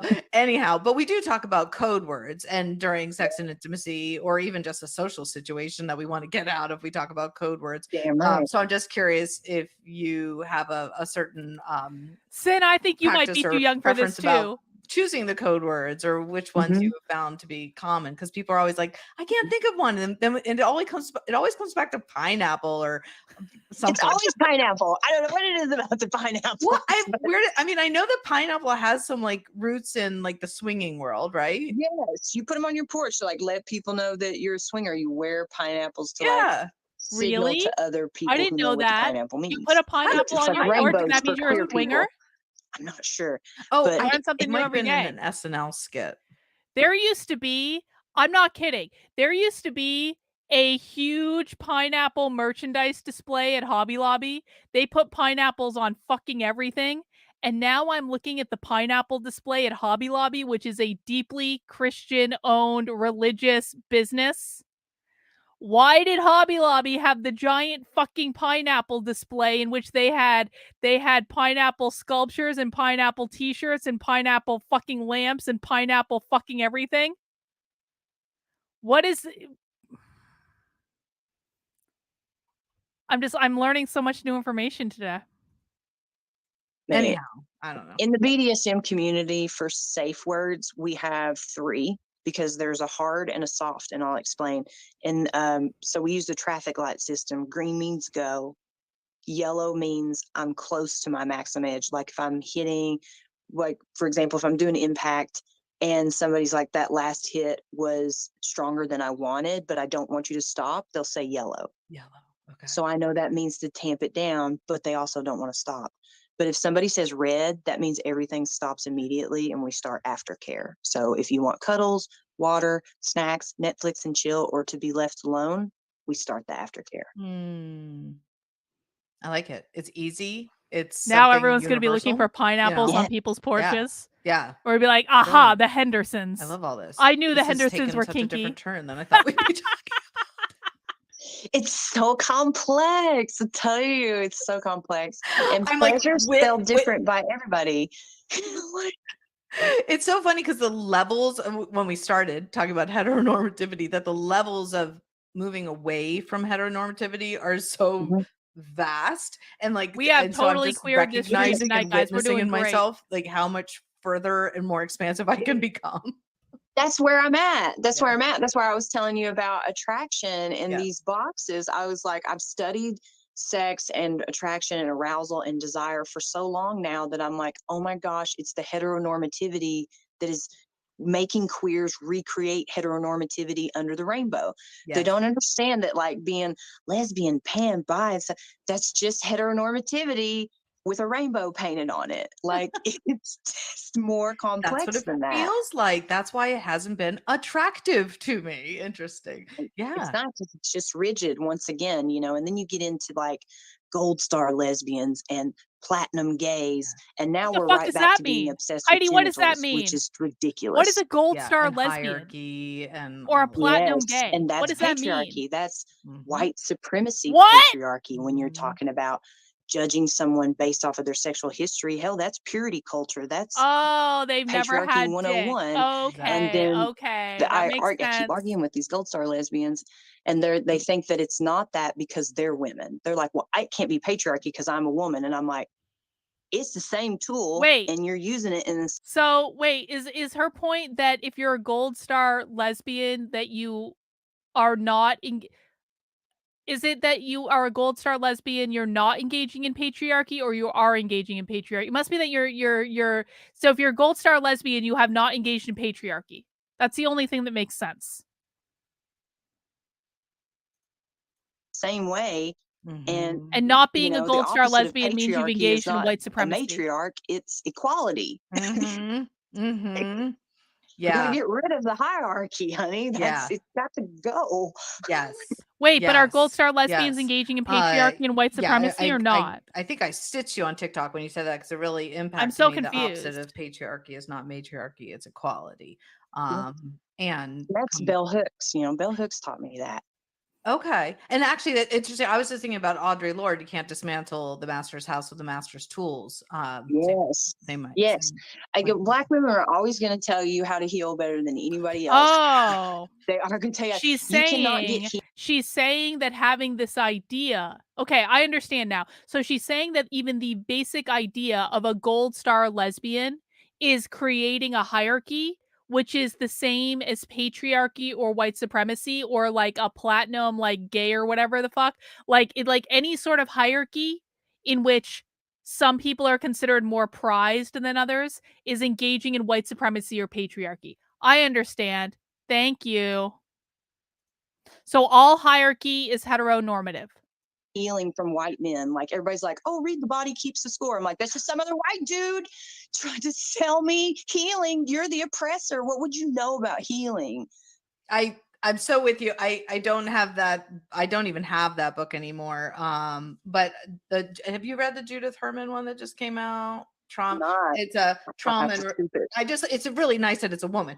Truth and Repair. But it's about how your trauma turns into activism. And yes, there's a Yes. shorter So stream really after cool. this Damn one. right. A short one. What's that? I was like, damn right. Your Right. trauma turns into activism. Fuck yes. Exactly. Unfortunately, the person who wrote the little stinking, what do you call it, on the top of the book, go figure, was Vanderkolk, but whatever. I know. He approves this message. I'm like, dang it, that's why I didn't buy it. That's the imposter syndrome, is that we That's it. feel like some white man needs to tell us that we did a good job. And it's where women can smell their inferiority next to the cis man in a patriarchal society. So instead of What? fighting I that, don't smell they my. compete with other women. I'll tell you this. I definitely do not smell my inferiority next to a patriarchal man. I can overpower almost any man. And for this need to like rise up and above, well, it's like, well, I'm better than that woman. And I was like, we're all the same. That's the point. Nobody's better. We're just different. Shit. We're all Oh, non-binary God. now. Yeah. Oh, I can feel my brain going on like so many tangents right now, and Right. you and my John listeners probably Morgan, like, they're so oh, this is a whole insecure. new podcast They're so episode. insecure. It's not Like, have you even read Communion funny. by Bell Hooks? Not in that way, No, Heidi. I don't think I have. Oh my gosh, it's such an easy read. It's a small book, and it's Communion, Okay. the search for female love.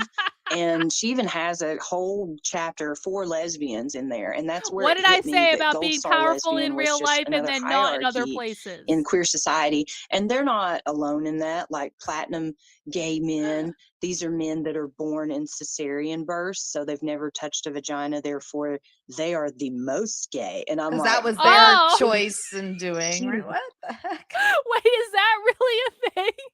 Is that listen, I have a lot of gay men in my life. I have never heard of this platinum gay thing being like you had to be born by a cesarean, so you've never touched a vagina.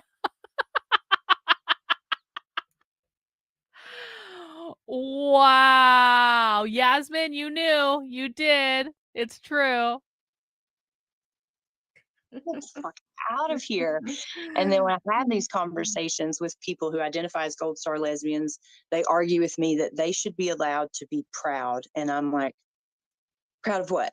And they say, well, I was true to myself. And I'm like, Well, they didn't give in to well, the so were late heteronormative bloomers. They ideology were like you two acting on did. the information that they had at that time and acting accordingly with what felt authentic to them with the She just information feels that they had at inferior that to time. Gold So Star again, what lesbians are you is what's proud of? going on. She feels Mhm. inferior to other lesbians because she married a man.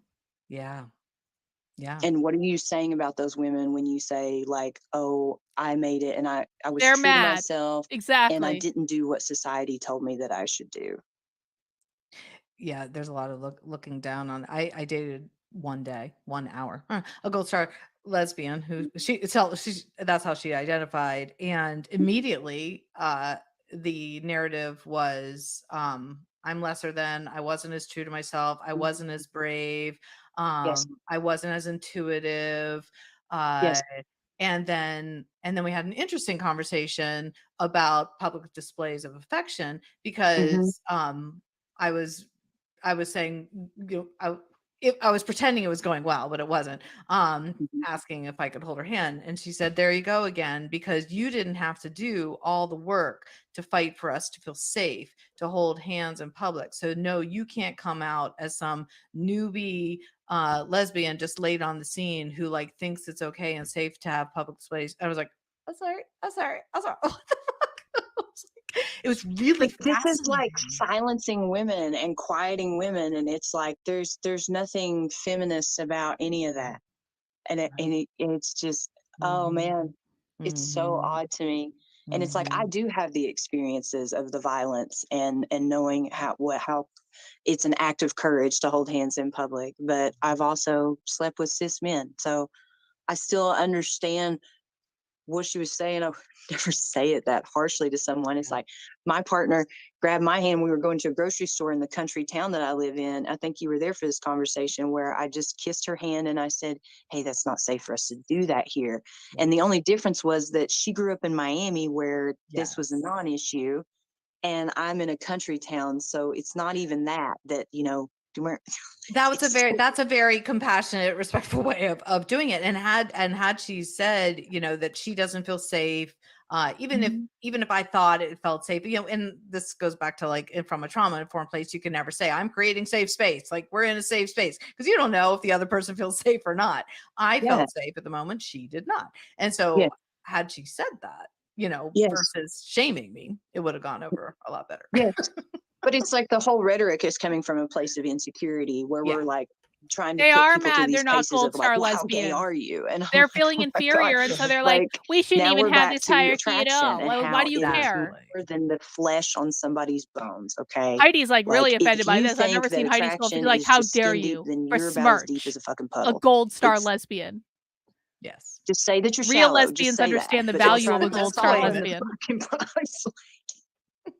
As if being a lesbian means I'm attracted to all women, but you're not. You're attracted to the women that you're attracted to for reasons more than them just being a woman. Absolutely. Absolutely. Oh goodness. All right. This is that moment where I'm like, I could talk to you forever and I wish I could Yes. because I'm gonna go back to my No, we got other boring stuff to heterophasic do. life and this sounds so much better and this feels really good. But alas, my listeners will not They only listen have so much time. longer. They only have No. so much time. Their Yes, I car did ride spill or a little bit of my wherever drink. they've Just been a ti- driving, just a listening to this, smidge. they've I don't already know why arrived. They're now in the exactly, but I parking did. lot, Yes. waiting for us to wrap it up. Maybe a disclaimer before this one's for the road trip. If you're There on a you go, the road trip. No. I love it. I love it. But it's so much fun and such a pleasure meeting you. All right. Everyone settle down. No more BDSM talk. I'm sure we've learned a lot of information today about gold star lesbians and kink and flogging, and that was a journey. That was something. But happy hour's not over yet because I have one more thing I want to watch. Because today we are learning about heteronormativity on happy hour. And this is a short one. This is only 24 minutes long, but I wanted to have a good, nice, long stream as we do on Fridays. And everyone has time now to go get another drink to refresh your glass. I have moved on to the cheesecake beer, and it is delicious. It is nice and light and crisp, and it was great. But we just learned about queering heteronormativity, which apparently to the two not gold star lesbians that are both slept with men before that we were watching, queer just means gay because they married the wrong man, and that's all of society's fault because society tried to push them into a heteronormative relationship, and so they married the wrong man, and they don't want to take responsibility for that, so they're blaming everyone else. So because they're feeling self-conscious about their divorces, they became lesbians. And I would argue the one that did most of the talking is actually probably a lesbian. I don't think that blonde woman is actually a lesbian. I think that she's just very confused. Anyway, what happened with them though is that because they don't understand what queer actually means, they were actually engaging in something called homonormativity, which is when gay people try to act like they're straight. And it is not considered to be queer if you are engaging in homonormativity. And so now we're going to listen to Miss Vixen on the straight agenda, how heteronormativity leads to homonormativity. And she's going to explain why those women that we just watched that had bad marriages in which they chose the wrong person, why they ended up in gay homonormative relationships and why that's bad. Is everyone following along? Does anyone need a definition of terms? Everyone on board? All right. So we're moving into, I guess, kind of part 2 or 1A of happy hour. And this is only about 24 minutes long, so it's not going to take us that long. It'll probably take us only like an hour and a half or so. And let's get this party started, guys. Let's learn about how heteronormativity leads to homonormativity. I want to kind of start this video off with a little rant. This has been a thought that I've been having for years, literally. She's a little soft. Being a bisexual woman, dating men and I'm going to turn my mic volume down. I assumed that there would be these huge differences. You can all And turn the what's volume funny on is your when I computer up started because to I turned my mic date volume down. women romantically. Now, I've always dealt with women, but I had boyfriends mostly as a teenager. Wasn't until my 20s Is that too when I soft? started to I can't date turn and it up anymore. romantically make connections I with can try, I women. guess. But other things happened before that. Is When that I better? started to venture all right? out, being in Let me know if more that's all right. queer centric spaces. And you hear better now? Which were great and fun. And it was nice to not be in such straight spaces anymore, right? Because the straights are. When I went into the dating world, the queer dating world, there were so many things that I expected. So I expected the heteronormative norms to not be there. And I didn't have the language for this when I was in my 20s, but that's what I expected not to. Okay, guys, here's the deal. When I turn up the volume on my browser, it is going to turn up my volume as well. And so, in order to make this louder for you, and there are no captions, I'm sorry, I can't control that. There are no captions to turn on. In order to make this louder for you, I have to turn up the volume on my browser, which is also going to make me louder. It's just the way it goes. I have turned down my microphone volume so that when I do talk, it will not blast your ears out. But this is just the way it goes. We're going to have to manage it, and we'll do the best we can, okay? Now I'm going to turn the volume back up on the browser, and we'll continue.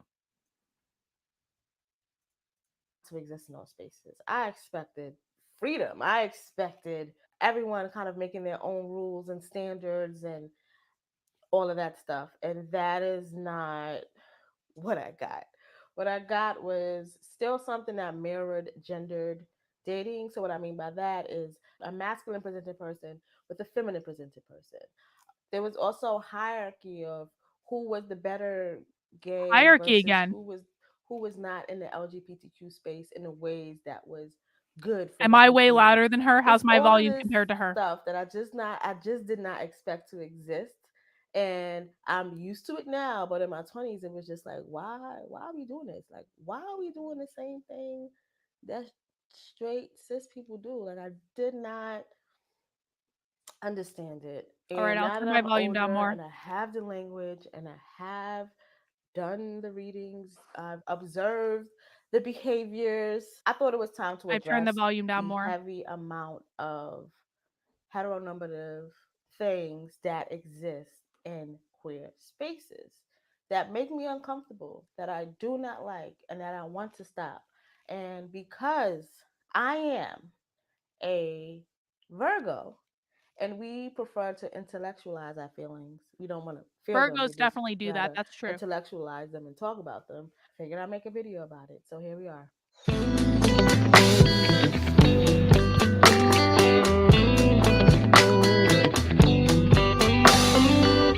Welcome to the Miss Vixen She's gotta channel. My adjust name her is volume. Queen. Jesus If you are new here, hey Christ. boo. And if you're not new here, That thanks for blew coming out my through again. ears. I appreciate you. Happy Pride.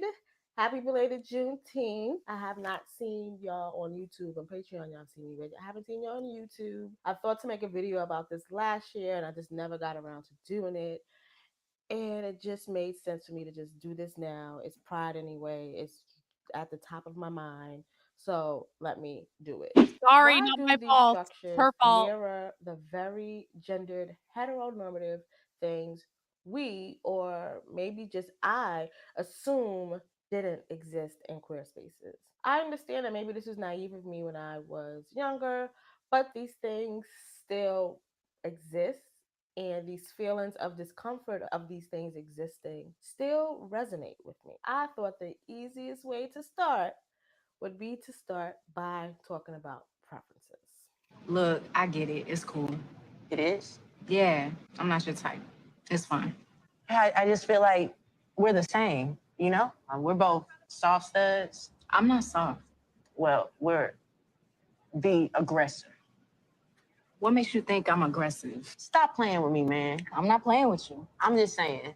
Why is I it think so of you loud? more as a wing woman than actually being my woman. Let's start with some definitions. She who cares? You're not her type. She's just not that into you. Move on. I don't know why this has to be so complicated. Some people you like and some people you don't. And some people you go on a couple dates with and you find out that you don't really have that much in common and you just don't have chemistry and it's just the way it goes. Like, this is not complicated. Merriam-Webster describes a preference as a few things.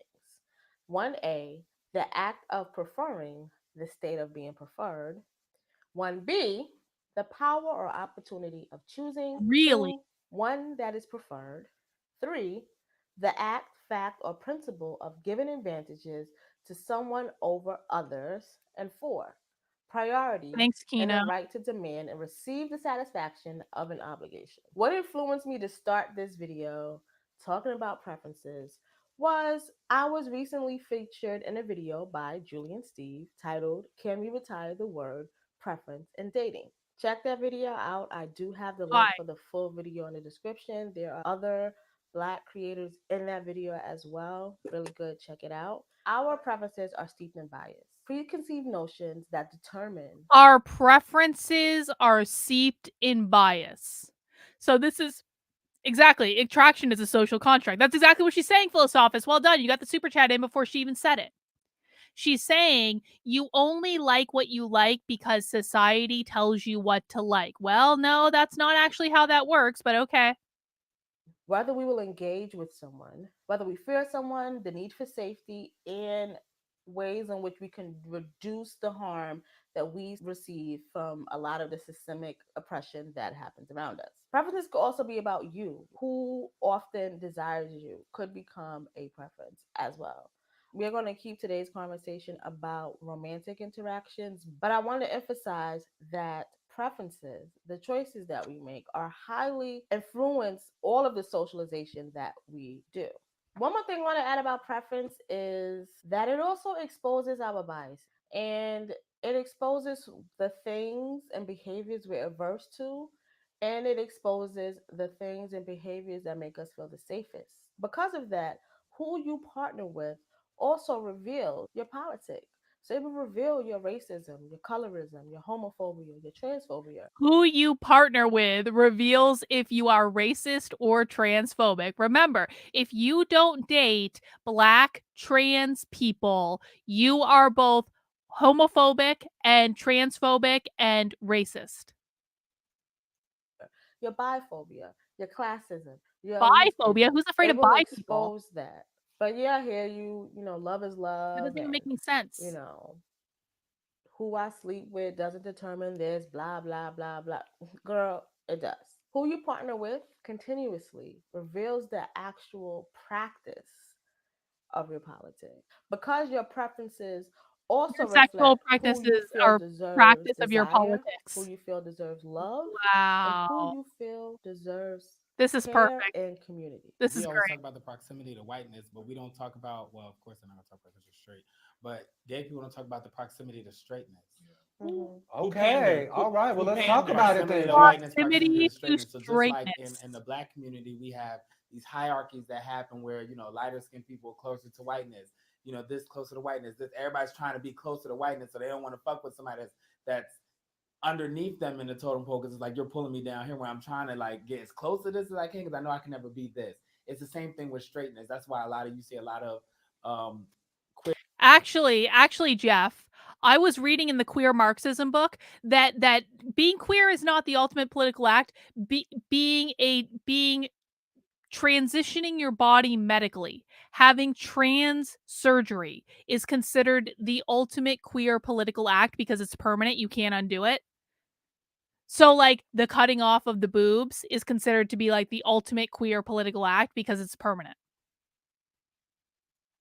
Even though not all trans people are queer and you don't need to be queer to be trans, like that permanent manipulation of your body is considered to be the ultimate thing that you can do. queer community, like it starts with like the masculine men that don't fuck with feminine men, and then it's now none of these people fuck with the trans people, and then it just goes down the hierarchy because everybody's trying to be as close to straightness as they can be without being there because they feel like that's where they'll be at their Gold safest. So star we're going to get into trans, some Rochelle, more exactly. definitions. I'm doing a lot of definitions in this video because I think that a lot of times we know how words fit into our language colloquially, so we know how to use them in a sentence and things like that, but that doesn't always mean we accurately know the meaning of the word. So heteronormativity, according to Merriam-Webster Dictionary, is defined as relating to or based on the attitude that heterosexuality is the only normal and natural expression of sexuality. I wanted to follow up my thoughts on preferences with heteronormativity because I don't think we understand how much heteronormativity seeps into life, and more specifically, queer life. I'm gonna go further into heteronormativity. It assumes that normal relationships exist only between a cis man and a cis woman.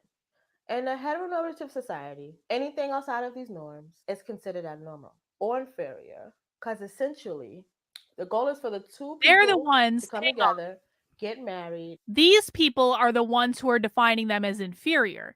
They're saying that anything that exists out of this, like getting married between a man and a woman and having a house and having kids and having the dog in the home with the white picket fence and all this bullshit, they're saying that anything that's not that is inferior, but they're the ones that are calling it inferior. They're the ones that have labeled it inferior. They're the ones that have given it the stereotype that it's inferior because they don't want people to embrace what the norm is in society. Remember, the four goals of the woke left are always and forever the same: gain as much power as possible, destabilize the system, attack capitalism, usher in their Marxist utopia. You cannot destabilize the system when you are supporting ideas that are what most people naturally gravitate to, which is why they have to have a problem when people just, have a relationship with someone and have kids and get married. That's the system. And no one said that that was like the end all be all. No one said that if you're gay, you're not like, that makes you inferior. No one said that if you're in a polyamorous relationship, that makes you inferior. These people quite literally put the label on that. No one cares if you're gay, bro. No one cares about your relationship. In real life, no one effing cares. People are so selfish. People only care about themselves. They don't really care about what other people are doing. But if these people don't put a label on the type of relationship to say, well, heteronormative society believes that everyone who isn't in a heteronormative relationship is inferior to them. They're the ones that did that because they specifically want to destabilize what normative society is, which is inherently going to cause problems. They're then going to blame all those problems on capitalism enforcing a heteronormative society so that they can rile people up and turn them against capitalism, so that then they can say, why don't we try Marxism instead? In Marxism, everyone is equal. You will own nothing. You will be happy. Everyone belongs to everyone else. All that sort of thing. You always have to know how to see through this garbage. When in doubt, if you ever have any questions about what's going on, just always assume that the woke left is trying to destabilize the system. The destabilization is a feature. It's not a bug. Create a nuclear family, get a dog or a cat, get the house, and the whole shebang. I want you to think about this. Have you noticed these similar gender structures with this same goal in the LGBTQ community? And there's a term for that, and that term is homonormativity. Some more definitions. What is homonormativity? Homonormativity is the privilege of heteronormative ideals and constructs onto LGBTQ culture and identity. It is predicated on the assumption that the norms and values of heterosexuals should be replicated and performed among homosexual people. Oh, look, and this is from Wikipedia. Homonormativity has its own Wikipedia entry. How great is that, guys? This is, again, them trying to destabilize things that people just do. If gay people go, we literally, like, I got into politics like originally way back in the day because of civil unions in Vermont, which is like the precursor to gay marriage. When they were doing civil unions in Vermont, they were like, we want gay people to have the same rights as straight people. And everyone was like, yeah, that seems like a really good idea. Gay people should have the same rights as straight people. And now, 20 years later, they're like, if gay people act like straight people, that's bad because it's homonormativity and gay people shouldn't act like straight people. This only happened in the span of 20 years, guys. One generation to go from gay people should have the same rights as straight people and have that be a revolutionary concept that was introduced back then to no, we don't want gay people to be the same as straight people. We want them to be different. Really think about that. That's kind of incredible. Homonormativity selectively privileges cisgendered homosexuality that is coupled and monogamous as worthy of social acceptance. I just finished the whole season of Ultimatum Queer Love. I saw so much homonormativity stuff in that show that made me cringe. So if you don't know the premise of Ultimatum Queer Love, it is a Netflix dating show. It is the second season of Anyone that watch show, but this? on this I've season heard they about this have show. lesbian or queer couples, folks who present as women on this show. No men on this show. The premise of the show is you're in a relationship with someone. One person gives them an ultimatum, so either we get married or we break up. Another person's not so sure about marriage. They come to the show. They get to date someone else. They get to have a trial marriage with someone else, and then they have a trial marriage with each other. That's a And then really they bad decide at idea. the end if they It's want like to get Temptation married. Island for gay people. When I was watching this show, at first, I was so bored. And I did eventually enjoy the show, but I was so bored, and I didn't realize until later that the reason I was so bored is because all of the homonormativity that was happening there. And homonormativity Like, generally it makes was me just cringe. too straight. So seeing things like Oh, you did a couples reaction video that already? I'll have to check almost that out. all of them had a masculine presented person and a femme presented person, mirroring what heterosexuality looks like. So a man and a woman. Then also the insistence that the masculine presenting person should be the breadwinner, mirroring heteronormativity. This insistence on marriage, like it just had to be. I don't really care for marriage. I'm not for or against marriage, do you? But this insistence on being kind of like the ideal or the good gay couple, the good lesbian couple, the good queer couple. We're good people. We just want to get married and have kids. We want to do things just like straight people. Like all of that stuff in that show made it boring for me. And then also because the show was really trying to make it just seem like, see, they love just like straight people. There was like an over and arc thing of that just really got on my nerve. There are nuances in being in queer relationships. There are nuances in being in relationships with someone who has the same reproductive organs as you. Family making is different. All of that stuff is different for queer people, but none of that is addressed. It was just so much on that show that was just like, besides the messiness that I enjoy because I love messiness, there was just so much queer nuance that was just not happening for me. That's Pharaoh. It's my new kitten, Pharaoh. Pharaoh, could you get down? Having a Things cat that is very homonormativity heteronormative. suggests is a set of rules used to decide which queer communities are I do like the accepted. sparkle There's she has cis in the het background, though. mimicking going on. So getting married, having a kids, getting a dog, getting a house, all those things I You mentioned have a cat. earlier. And those aren't inherently bad things, but they can be bad when those desires, traits, lifestyles, standards determines how we interact and support each other. People who fall out of those norms, so people who are not monogamous, men who are more femme, or women who are more masculine, or the trans person who doesn't pass, these people who fall outside of those norms, these new norms that homonormativity has created, usually it makes their interactions with the world a lot harsher. Because they're disrupting homonormativity, they are definitely disrupting heteronormativity. And don't nobody want that. Homonormative structures are why there are transphobic, femphobic, biphobic ideologies in the LGBTQ community.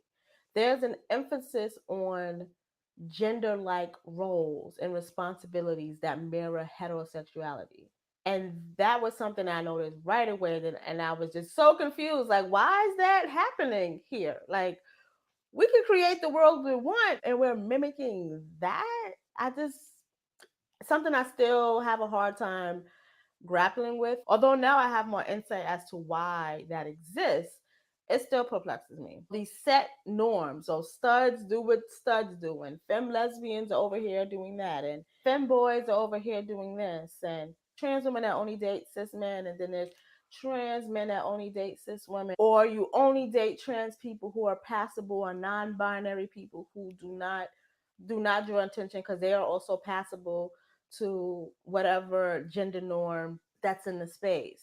And those who sit outside of the margins of that exist outside of this sit het mimicking, are discarded because they are not propelling the homonormativity agenda. They're not making the community look good.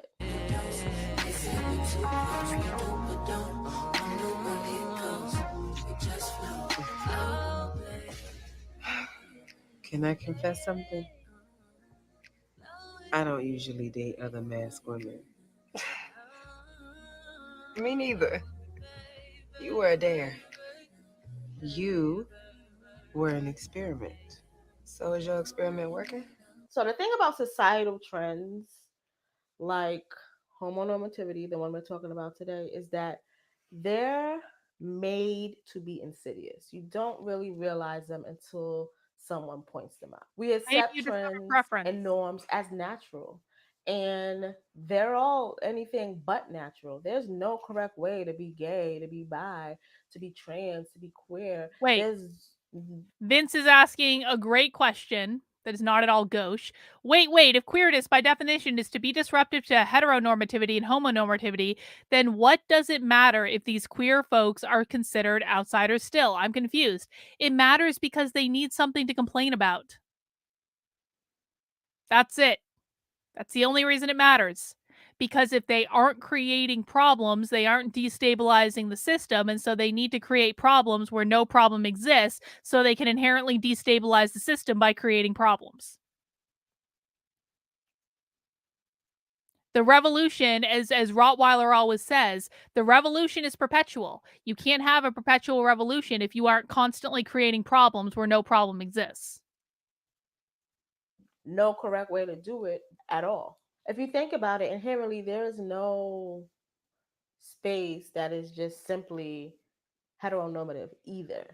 We are socialized to believe that. We are socialized to live that way.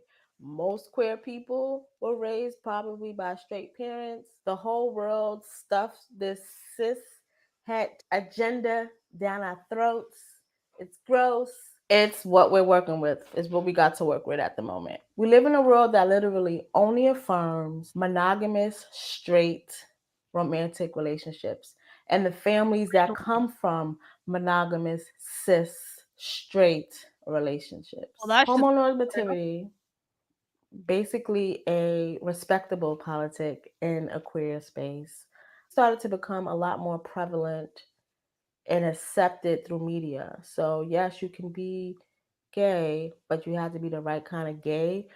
Started to be marketed to us in the 90s, actually. Amy Gluckman and Betsy Reed described the gay media marketing moment as a period in the early 1990s in the US during which advertisers recognized that a certain class of people, namely urban gay white men, were likely to have more discretionary income than the average married man. This is from their book, Homo Economics. In the 90s, advertisers realized that they could make money off of this, that they could make money off of these white gay men. So you start to see a lot of advertising with white gay men. Well, that's true. You know, just trying to live a regular family. Well, that's true enough. You want to know why advertisers target gay men? Because they have more disposable income. Because they don't have kids.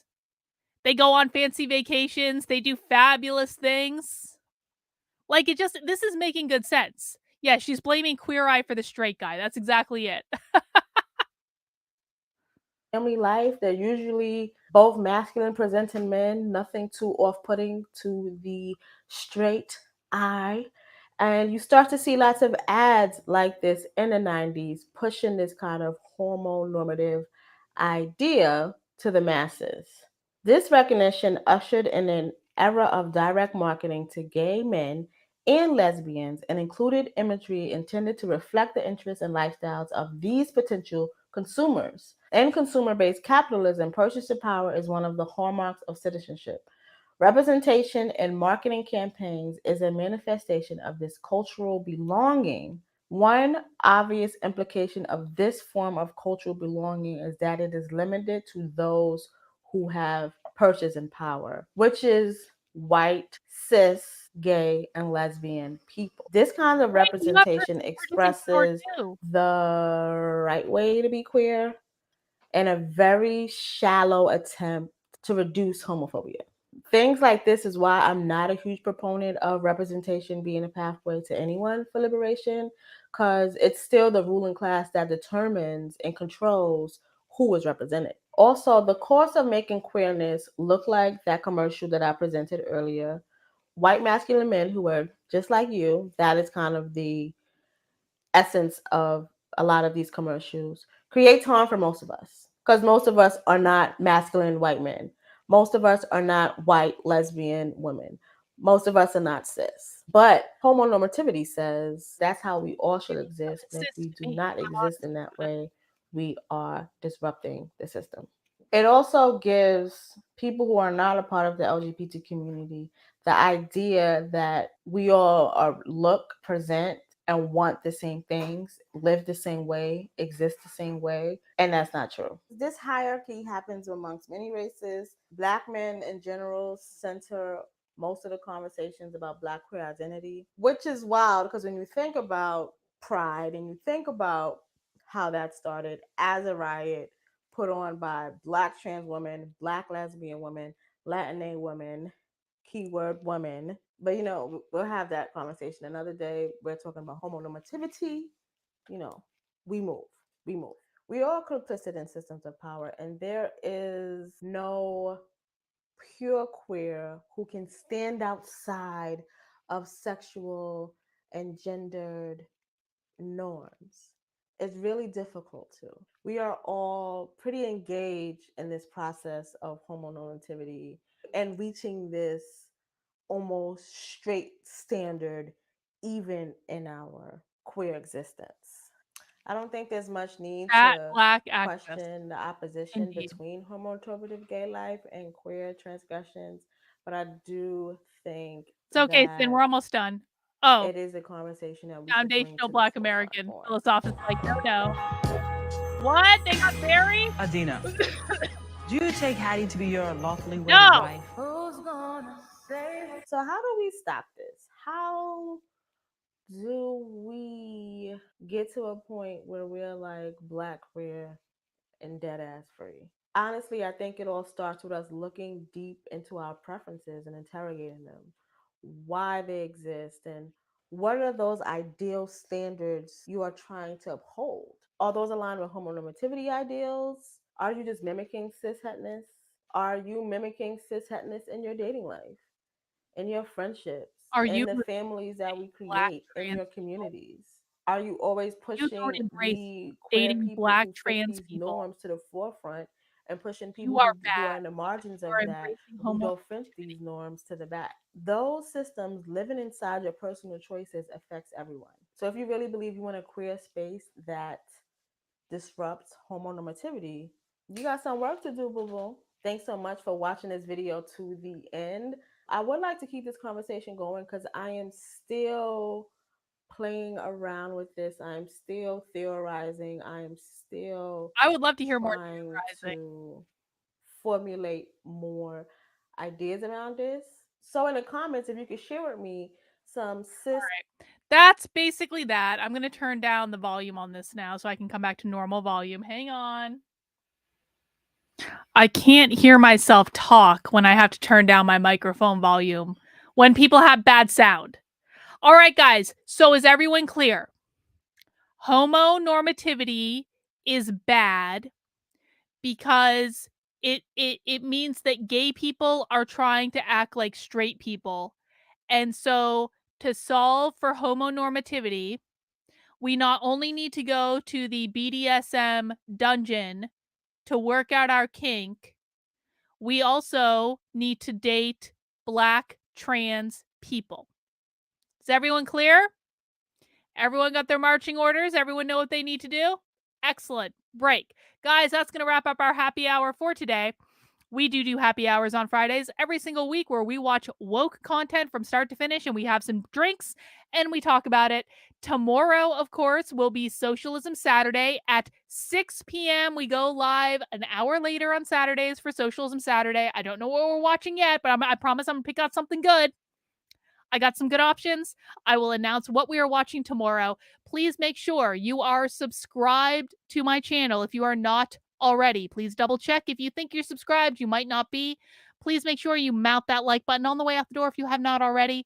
And we will see you tomorrow for Socialism Saturday at 6 p.m. I hope you guys all have a great rest of your day. Take care. We'll see you soon. Bye.